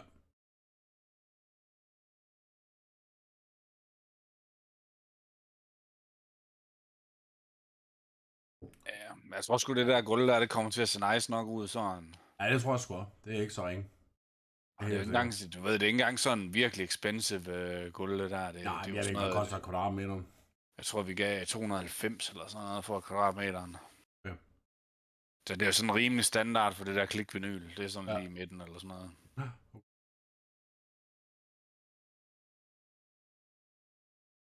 Marians, hvad hedder det? Eller, svoger er det vel. Min svoger. Ja. Men han arbejder ved Excelbyg. Så hvis man sådan, du ved, hvis man skal have større ordre, så kan han lige lave en god pris. Ja. Så vi var så oppe i noget, der hed guldlageret eller sådan noget oppe i Viborg. Mm. Der har vi fået sådan en kupon på 40% off, du ved. Og for helvede. Og så fik vi det der tilbud for ham, så de prismatchede og så 40% oveni, så det hjalp lidt på det. Ja. Men det var i første omgang, vi ville egentlig bare have lagt det der i forgangen, og så ned igennem den der pistolgang, og så ind i baggangen og sådan noget, men jeg tror, at vi skulle blive kommet ud i, vi ville gerne have det på det hele dernede. Jeg tror, at her i værelsessektionen, tror jeg ikke, vi gider at lave gulvvarme. Nej. Det er kraftedeme med dyrt, når der er støbt gulv, altså. Ja, helt sikkert. Men mindre man bare smider, du ved, de der flamingo-plader på. Ja. Det kunne man jo godt, men altså... Wow. Bare det at lave gulvvarmen, det er jo dyrt. Man skal også have en VVS, der gider at skrive, at det er lavet i orden og alt sådan noget. Ja. Jeg er godt klar over, man kan jo bare ringe til Kim Bilde, han skriver under på alt jo. Ja. Han er godt nok kold.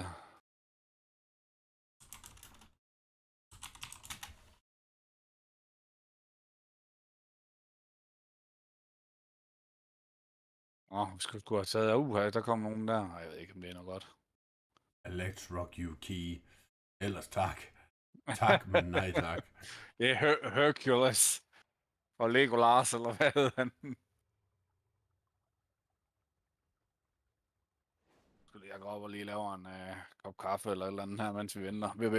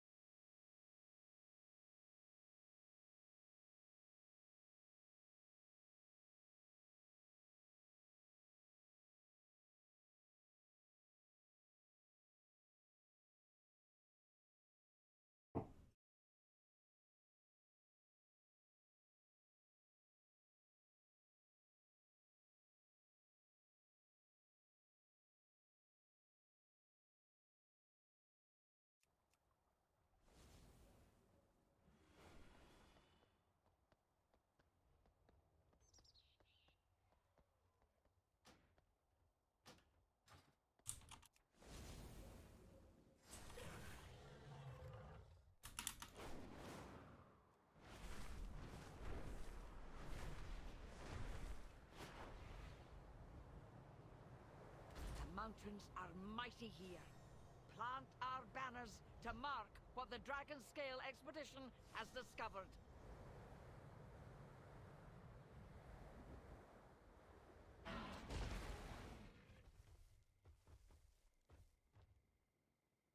Fatality!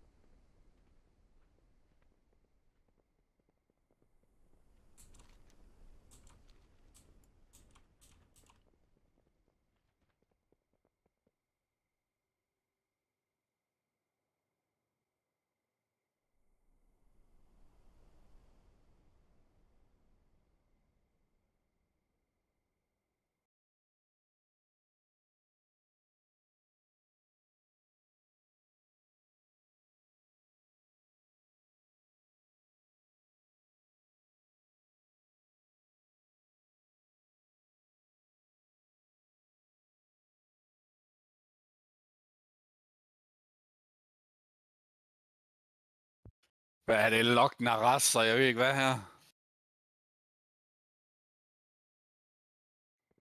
Det er standard sådan en tur, det er sgu det der, mate. Det er jo faktisk umiddelbart rimelig decent. Du ved jeg ikke, det er selvfølgelig en perler det kunne godt gå i crap, men det var en premade, så... I stoler vel på deres mate, men de har da godt gear, kan jeg se på den hånd, når der er 306, det er da rimelig højt. Ja. KHB. Ja.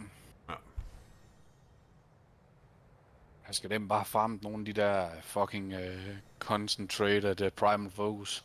Mhm. Så jeg kan få upgraded min lariat og mine 2 daggers. Ja. Og så skal jeg have fundet... Jeg mangler jeg mangler gloves. Hvad hedder det? Nogle... Nej, jeg skal lige se, hvad jeg skal have. Nej, jeg skal sådan set bare have lavet min legs om, så jeg kan få den der flaming cowl, du ved. Ja. Og så mangler selvfølgelig den der ring inden for rated. Der går den fuldstændig popped off, jo.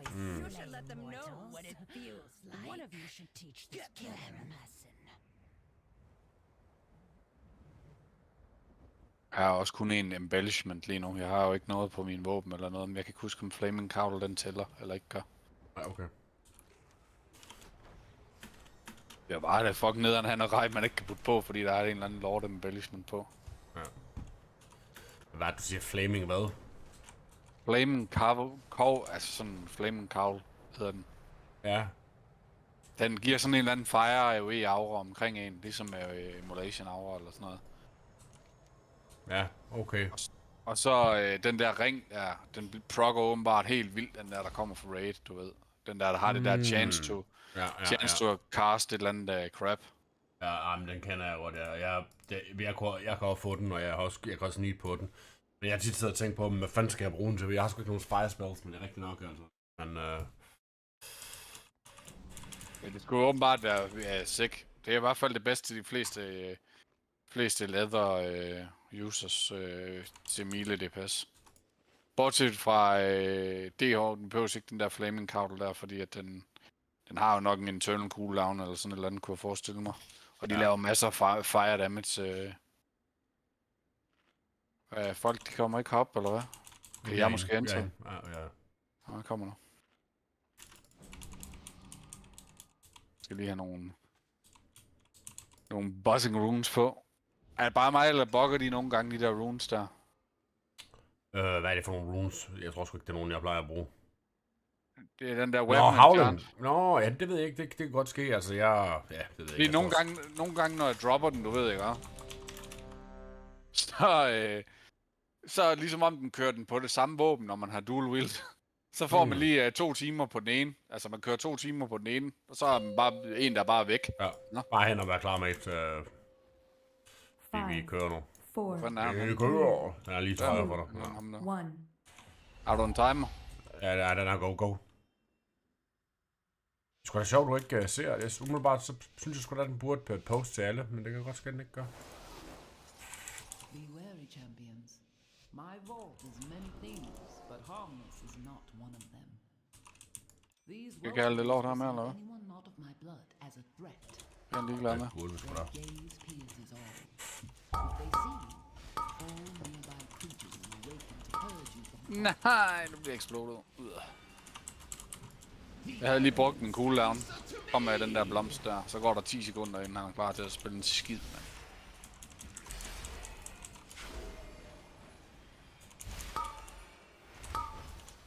Five, four. the sundered flame have Oh, for helvede. into my vault. They do not understand the dangers within. Nå, var det tanken, der blev lavet til blomst, eller hvad? Ja, han døde.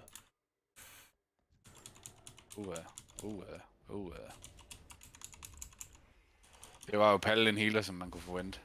Ja, egentlig. Altså 10k healing per second, det er sådan lidt. Jeg ved godt, at det var nok højst sandsynligt one shot, så man kan diskutere, hvor meget HPS havde gjort, men... Alligevel en voldsom en, hvis det er one shot på 500 KHP. Det kan man sige. Og så Warrior Tank, de er bare fucking beefy, det er helt vildt. Ja.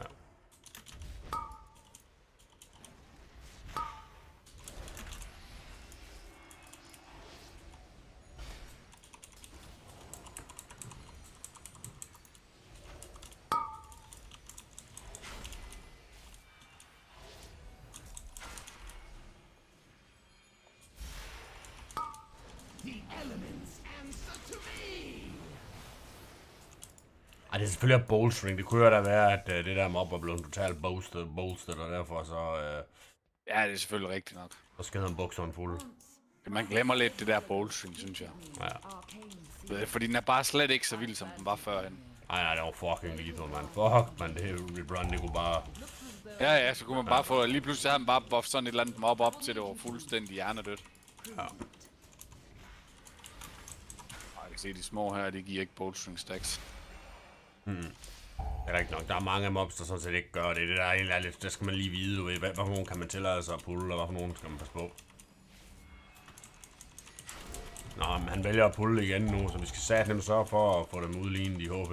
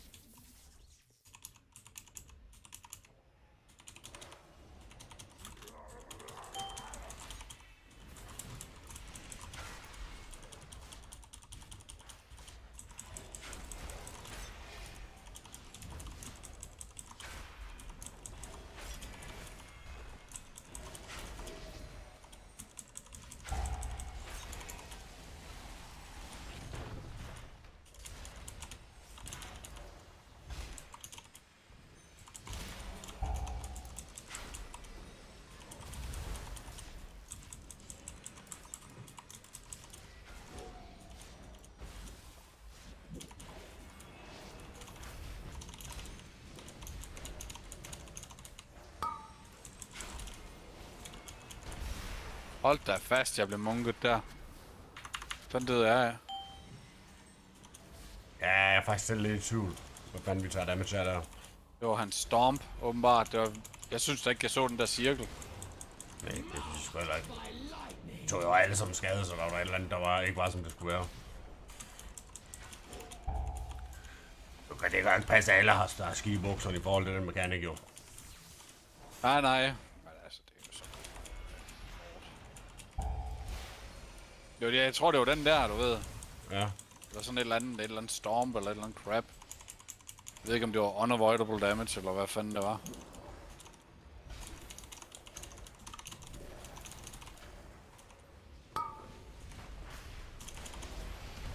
Det er den der, jeg dør til. Ja. Skal man væk fra den, eller hvad skal man? Det kan godt ske, det er en frontal. Det ved jeg ikke helt sikker, faktisk. Jeg stod om bagved. Ja, okay. Altså, jeg tog jo også skade. Det kan jo godt være, du var lavere HP end mig. Jeg skal være topped off. Jeg må være en healer mechanic. Han laver kun 20k fucking healing per second. Jeg tror lige, jeg skal ind og se, hvad i Dungeon Journal, hvad den lige betyder, den der. Skal vi lige se her, model abilities, den hed Consuming Storm.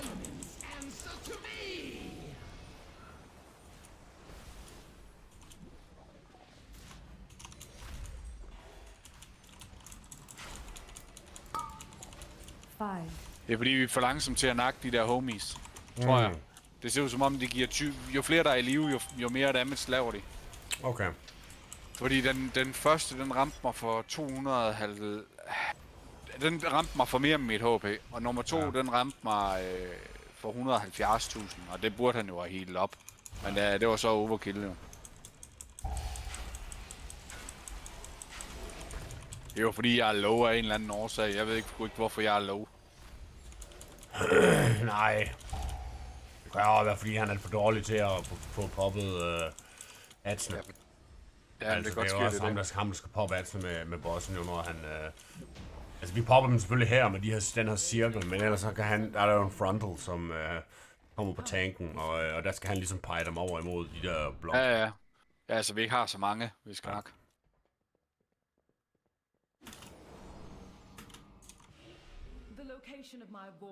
Jeg vil sige, så han er under Tyrannical, så længe man bare ikke wiper på bossen, så skal man nok nå det. Hvis man først sidder og wiper på en boss, specielt hvis man er næsten completed bossen, så tager man ikke, altså det tager så lang tid med bosser.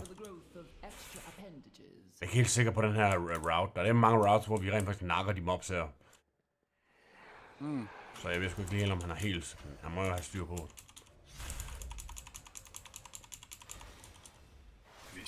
Vi er ikke ret gode til det der med routes. Nej, det er sgu heller ikke. Jeg hader det. Det er jo den eneste grund til, at jeg egentlig ikke gider tænke. Jeg gider ikke sætte mig i de routes. De routes, de ændrer sig jo hele tiden. Der er jo altid nogen, der lige beanbooster routen, du ved, så... I min optik, der burde de lave det mere straightforward. Ja. Ved, sådan at man skal bare clear det her lort. Det er præcis. Ikke noget med alt muligt pis med... Jeg har altid hadet det der skippen og sådan noget. Ja. Altid hadet det. Og det er den her, der har en kone, ikke? Jo.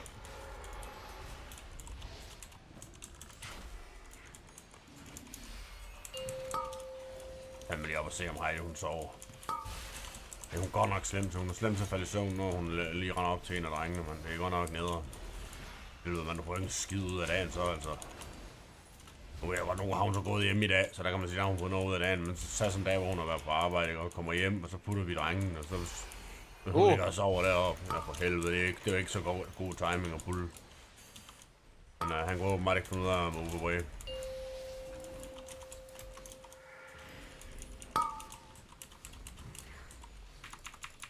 Jeg kan ikke de fik da kun 3 balls som 6. Ja.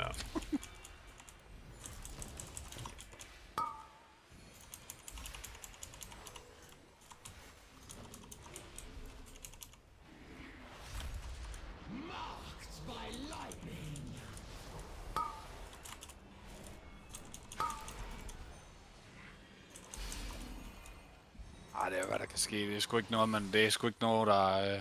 Nej, det er fint nok. Og man kan sige, det er lidt nå ja, så heldigvis immune, fordi jeg er asleep.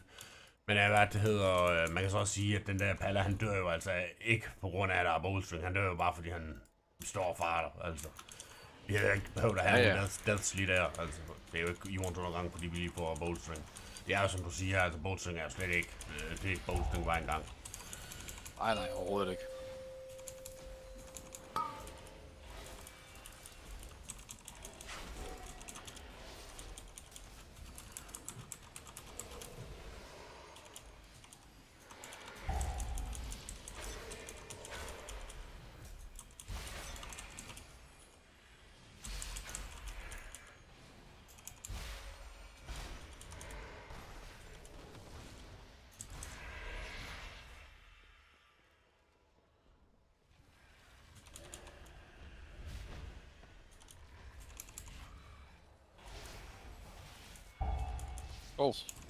Piercing shots, den er i gang i, det skal jeg ikke lige noget af.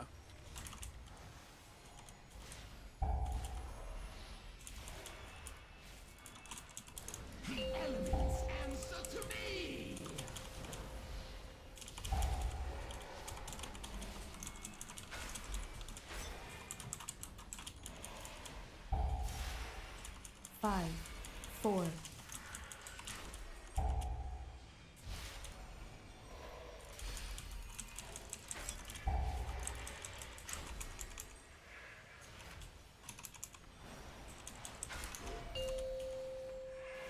Hvad så? Hvad nu?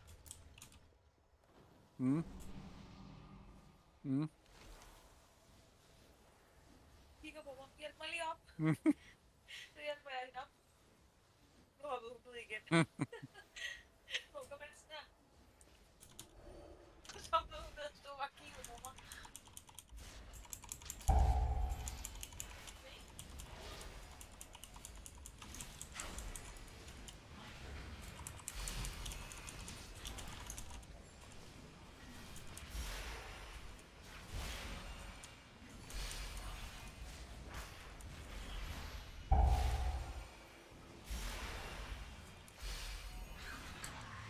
Nå, hun er slem til at falde i søvn, når hun er lige kommet op. Ja, der er jo nogen, der er træt.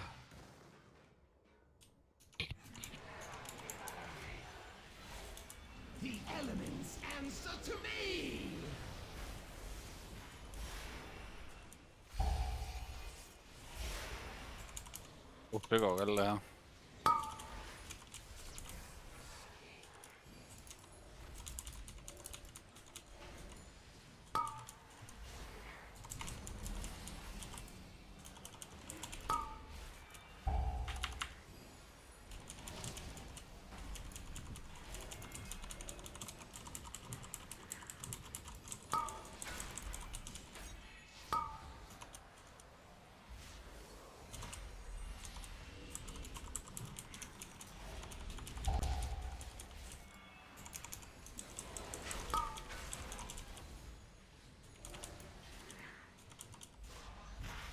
Men det er også det værste ved sådan en healer, der skal i melee, ikke? Altså, det samme det var der for monks for crap. Du skal være så skarp, altså sådan er det bare, altså. Det nytter ikke, når man står der og farter, fordi så du skal holde styr på at heal, og du skal samtidig holde styr på, hvor fanden du står, så du bare tager en eller anden avoidable melee ability, ikke altså. Jeg føler det må, at lige pt, der er Evoker og, Shaman og, Disc Priest, det er de bedste. Ja. Og Druid er også fin, altså. Det er også, den har også meget damage, Druid, det er nice nok. Ja. five, Det er der, hvor, three,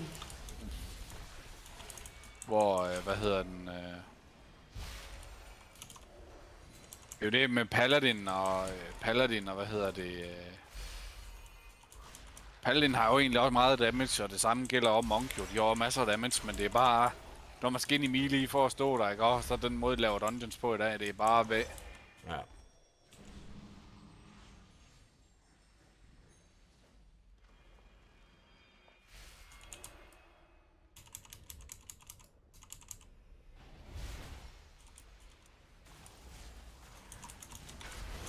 Tak for kaffe.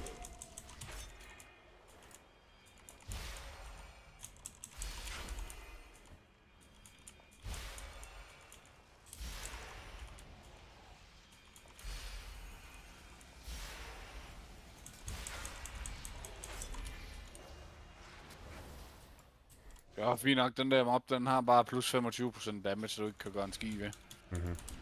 Det var fint nok, jo.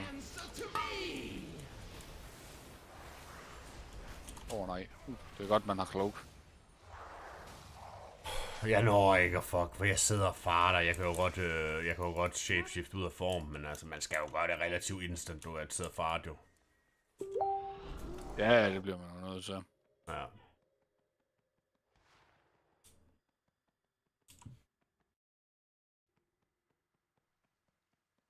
Det er det gode ved Det er sgu det gode ved at spille hvad hedder det, Rogue. De har sat med tools alt. Stort set. Ja. Men er det kun mig og Warrior'en, der overlevede?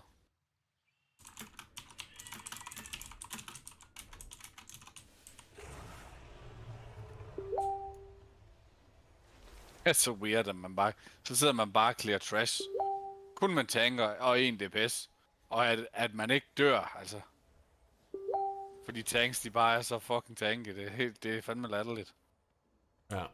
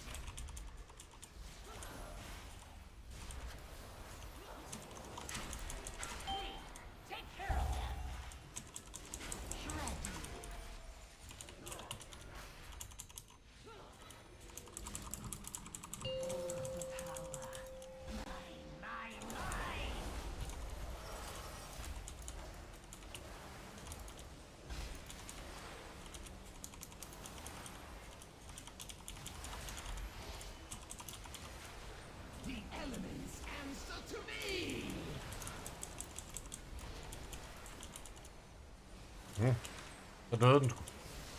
Det skulle ikke flere resist, desværre.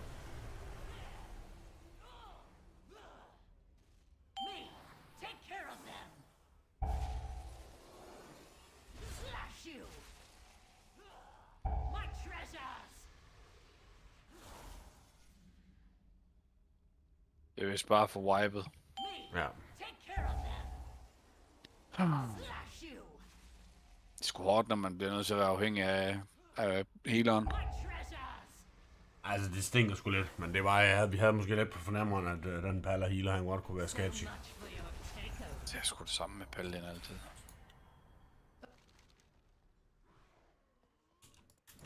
Det er sjovt, paladin, det plejer bare altid at være sådan en steady healer, og det er bare slet ikke i den her... Overhovedet ikke. Altså, de er jo gode nok, de er også gode nok i PvP og sådan noget, men det er sat med, der er det med høj skill ceiling for en healer lige pt. Med paladin. Ja, altså han er jo ser en healing done, sense damage done, altså han er jo bare, altså... Ja. Han er jo ikke making og breaking noget som helst her. Eller han er sådan set breaking, men... Jeg ved ikke, om han er pyntet på at leave, eller hvad der sker, så han ikke bare fik releaset hurtigere og fulgt med os andre. Jeg ved jeg sgu da ikke, men også hvad han lige sidder og tænker over sine lorte beslutninger i livet. Ja, det kan selvfølgelig være.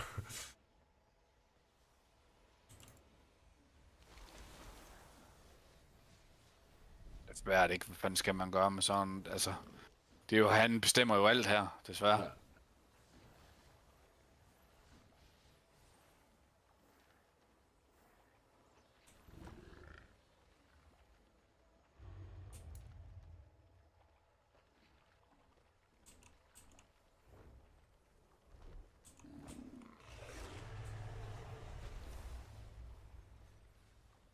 Det bliver jo ikke nemmere nu, når vi ikke har nogen bloodlust, kan man sige. Nej.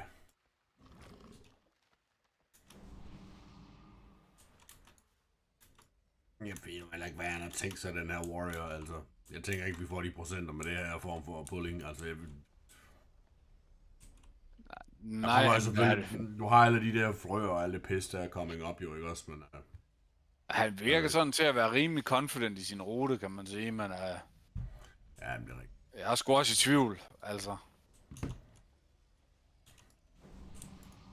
Det må jeg sige. Jeg er sgu også i tvivl. Ja, men jeg er meget i tvivl om, jeg tror sgu ikke, vi når mere, fordi du ved, man skal sådan lige tænke på næsten 4 til 5 minutter per boss, vil jeg næsten sige. Og vi har mangler jo kraftigt stadig 3 boss, så det er sgu sådan lidt.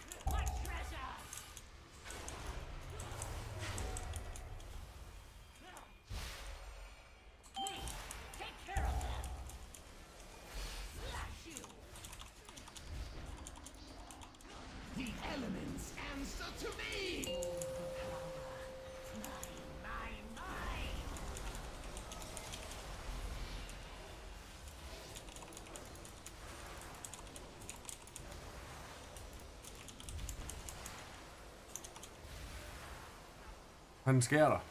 Hvad nåede jeg til? Unstable magic. For helvede, er det den der zone, eller hvad? Hvor fanden er den? Hvad fanden? Når der er en, der dør, så kommer de der zones. Fuck, man. Og på en eller anden måde, altså jeg mover jo selvfølgelig, men jeg får så ikke movet hurtigt nok, jo.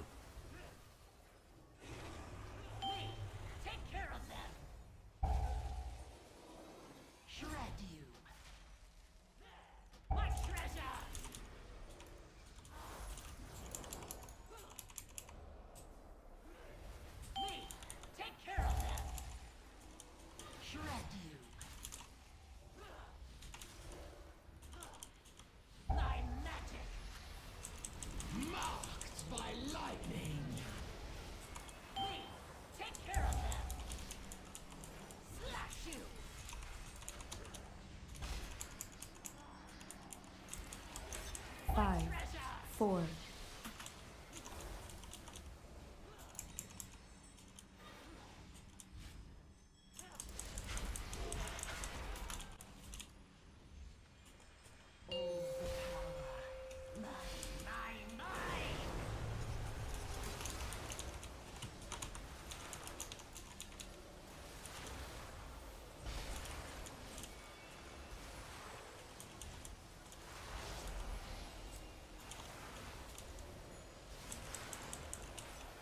Ej, for helvede, mand.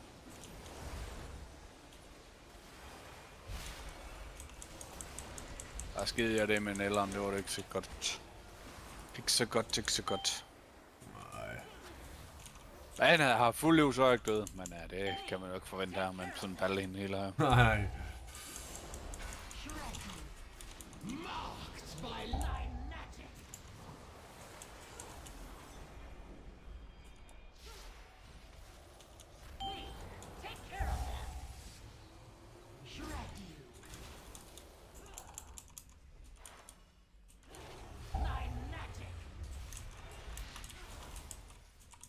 I skal igennem en fase mere.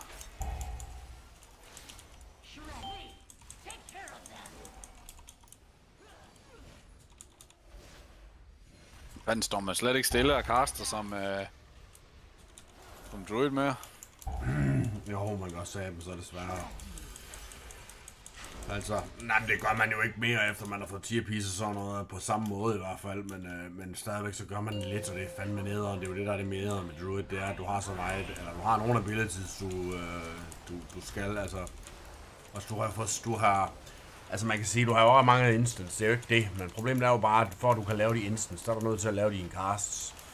Og det er bare sådan, du ved jo godt med det her meta her, det favor sgu ikke dem, der skal stå stille af hardcast, altså det er jo on the go, ikke? Og altså. Jo, sådan noget som BM Hunter og sådan noget, det er bare lækker. Ja. På sådan en fight her, hvor man skal move 1000 millioner gange.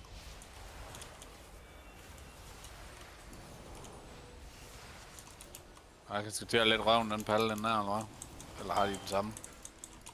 Og det havde de.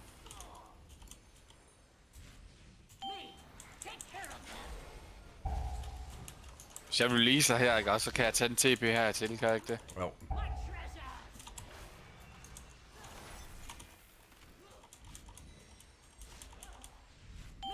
Men den her Gi, den er jo godt nok gone, men det må man da sige.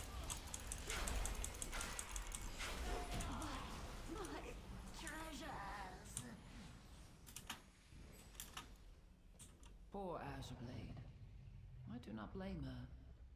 I should have thought of her before I left. Siden Kina er gone, jeg er nødt til at høre om Heidi har styr på. Sense a breach behind it. The sundered flame must be this way.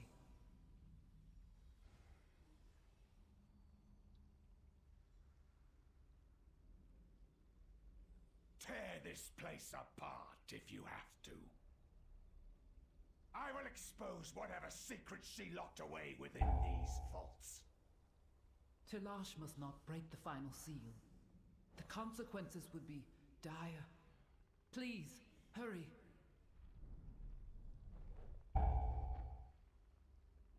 The elements answer to me!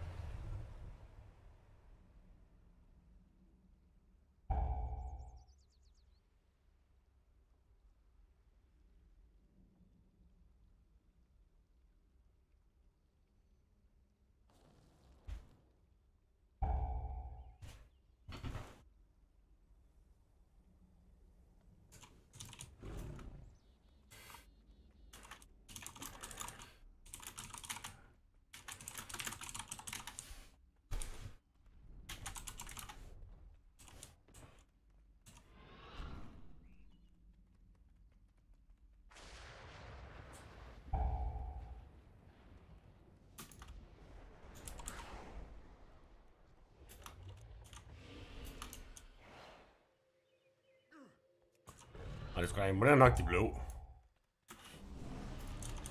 Det var slet ikke, jeg har lagt mærke til, at du var væk, bro. Vi har bare været i et extended pull, siden du gik. Der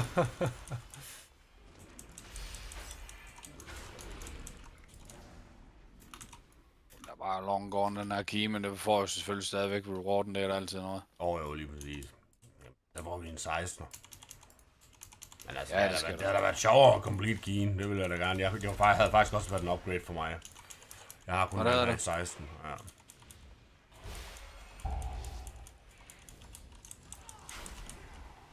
det er altså med Tyrannical, ikke også? Altså, du kan ikke afforde og wipe på bosser, altså det er kraftigt. Den var i forvejen relativt svær at få os at nå. Med den her form for pulling, altså man skal pulle større, altså det er det, man er nødt til, specielt på den her.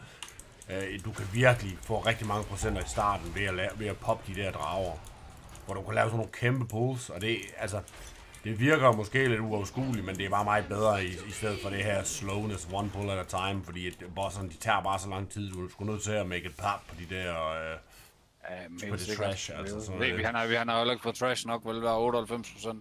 Ja. Og det var fordi, han mangler den pack, der var over bagved. Ja, med bossen. Hvor han har haft med i det her pulle. Ja.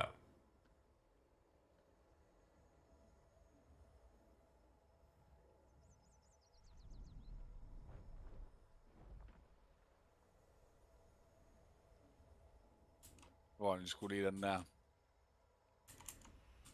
Så fik han sgu lige hurtigt.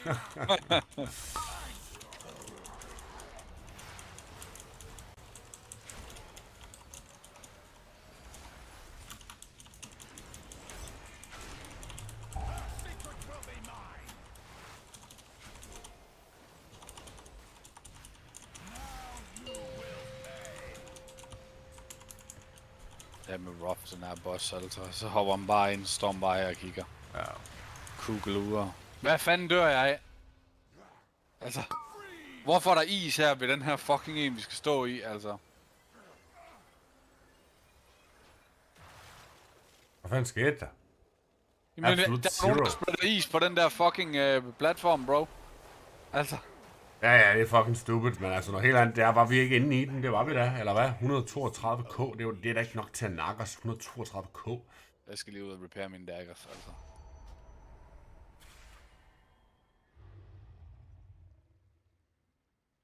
Well met, my young friend.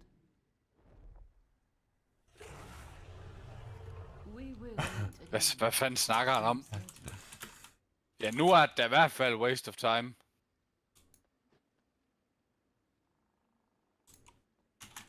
Altså, undskyld mig, men nu er det i hvert fald waste. Hvis man skrider lige inden sidste bossen, så er det i hvert fald waste of time. Satan en pussy, mand. Hold fast. Kæft, du færder, mand. Der er ingen indsigt i, at det var ham, no shit. Overhovedet ikke. Han sad bare og følte, han var... Jamen, han fatter det jo ikke, altså. Han sidder og puller fuck i alt. Han har lavet sin pulver, vi har 98%. Lige meget om vi har breezet lige igennem den, så har vi ikke nået den, når vi skulle tilbage for at lave trash. Altså for helvede, manden noob. Det går bare mega dumt, mand. Det er så... Man kan jo forstå det på sådan en boss, eller på sådan en dungeon, hvor du har noget trash lige ved siden af endbossen, ikke? Også fair nok. Ja. Men det her, ikke? Det er jo bare sådan fucking... Det tager jo multiple minutes, før vi får... Ja, så skal man... Den skal lige spawn sådan, man kan teleporte tilbage og sådan noget. Ja. Satan. Nå, nu har jeg da en 16 i stedet for.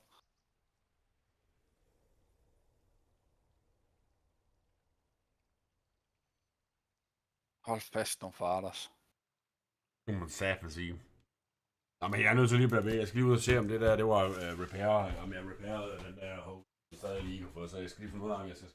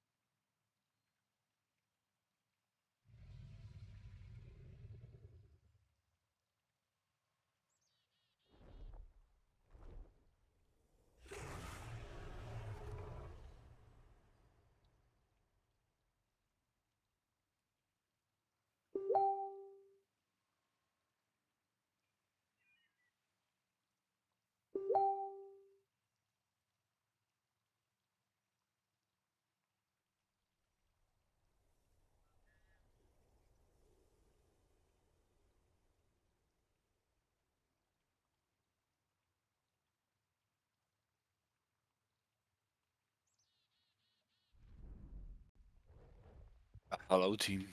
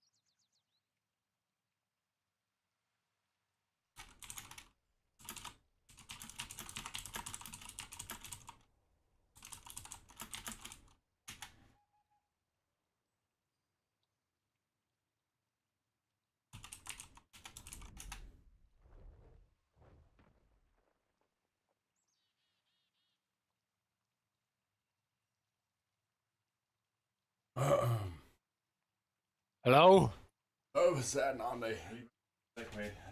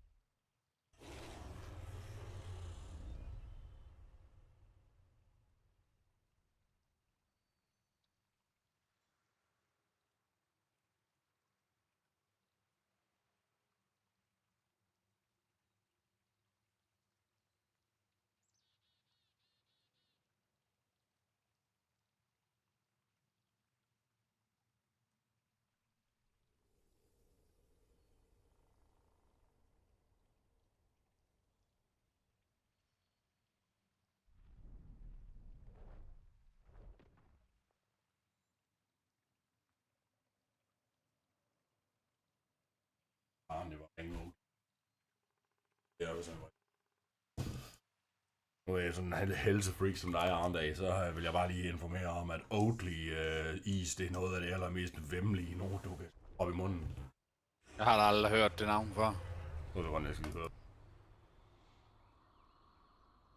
Hvad siger du?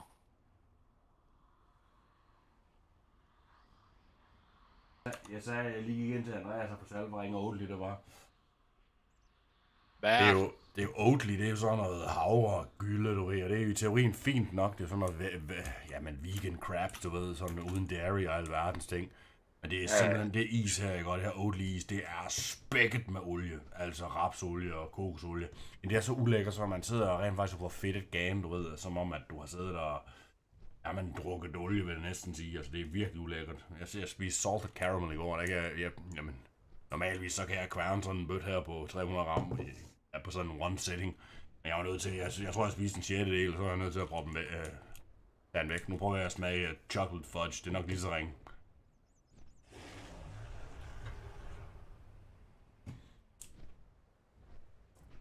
Man, den her elemental semen, jeg er med i den her, bro. Hold fast en maskine, man. Hold da hæft. Ja, men de er også rimelig, vi skal i hvert fald, altså man skal sørge for at få elle med og ikke enhance.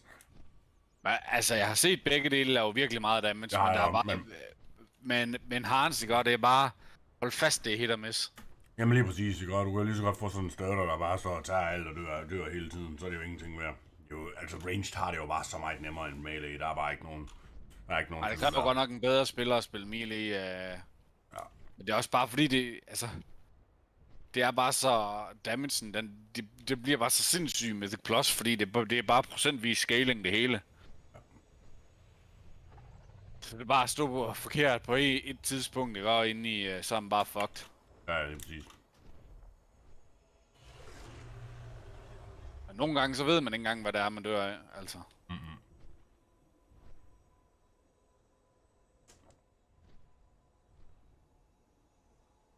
Ej, nu har vi så også en Frost-DK med, han har nu lavet nogle rimelig hissig damage. Ja. Men de er så også alle sammen de 410 eye level, så... Jeg tænkte, jeg skulle ikke... Den her gang, der gider jeg sgu ikke deplete den. Sidste gang, der depletede jeg den jo. Ja.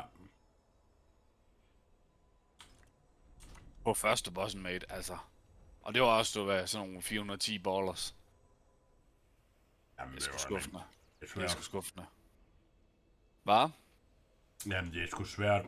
Det er svært at vide. Og det er også derfor, jeg er nemlig slem til at virkelig at select, når jeg laver Mythic Plus. Man kan sige, når vi laver de der som indre nogen, så er det jo lidt svært, for der kommer jo ikke nogen. Men det er derfor, vi kan jo ikke sådan sidde og være alt for picky.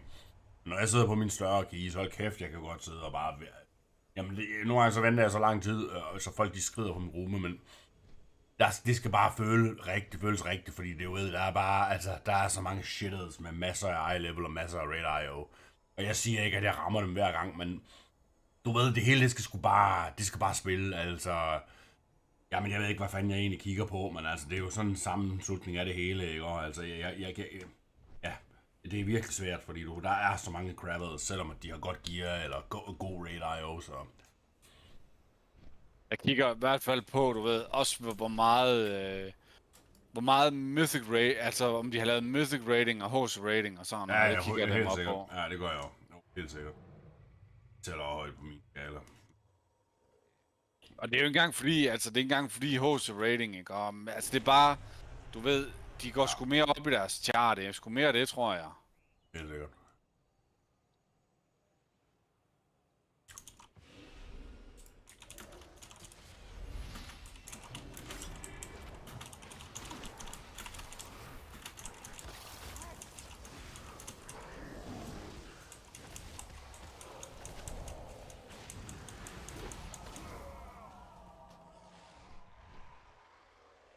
Og helvede mate, sådan boomer ikke og i World PvP. De har jo ellers altid været fucking decent. Det går du løber bare rundt og griner og bare masser af travel former kan komme væk og lave masser af gun og damage, mens du bare løber. Jeg siger dig den her expansion. Du er bare trash can. Altså, du kan godt lave noget damage, men det kan alle. Altså, alle klasser laver jo damage. Og lige så snart du bare er, lige så snart du er blevet gap closed, så er det bare over. Du sidder bare i en stun, når du dør i den stun. Nu blev jeg lige leg swept af en monk. Jeg er på 2% HP, da jeg kommer ud af stunden, ikke? Og så laver jeg en Frenzied Regen, og det er ikke nok til at holde mig op. Altså, jeg ved godt, der er selvfølgelig mange, der dør af en monk i Let's Sweep med her. Nej, det gør alle sgu. Ja. Du laver fucking meget damage, monk. Det er helt vildt. En skam, at monk ikke siger mig en skid, fordi de er DM. Der har virkelig været mange expansions, hvor de har været ret strong faktisk, og specielt i Mythic Plus. Men også i PvP,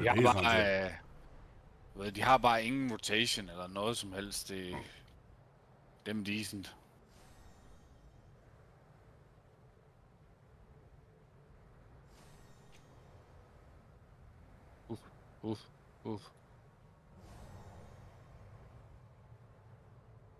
Og det var sgu den her key, den skulle også gone nu. Hvorfor? Hele han er døde på den her med ballsen, du ved, så ved du godt, hvad der kommer til at ske.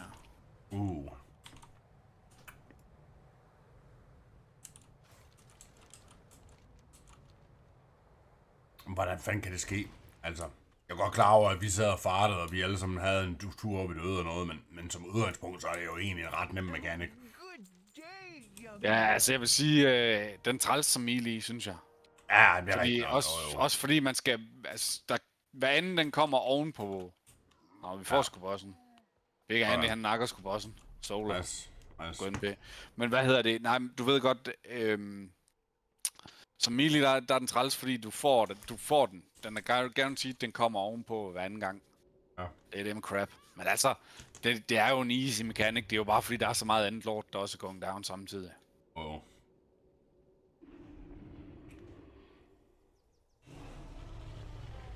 Det er ikke gået meget galt på de sidste 2 bosser i hvert fald. Det er helt sikkert, for at vi ikke får den her key, men ja. Nej, det er sgu nødt til at tænde The Message, du ved, den der. Hun trænger. Ja, lige præcis. Vi må lige se, om vi får, vi får spillet lidt i morgen. Vi må lige se, om vi får climb lidt. Men jeg har jo en 20'er Quarter Stars, så det er nu heller ikke så ringe.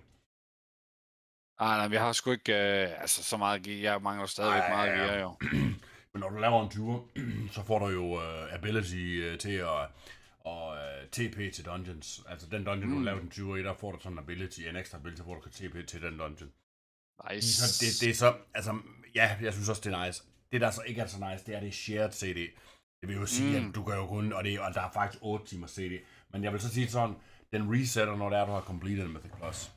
Så okay. Hvis du depleter, så er det jo lort, ikke også? Men hvis ikke du depleter, jamen så resetter den, og sådan set nice nok.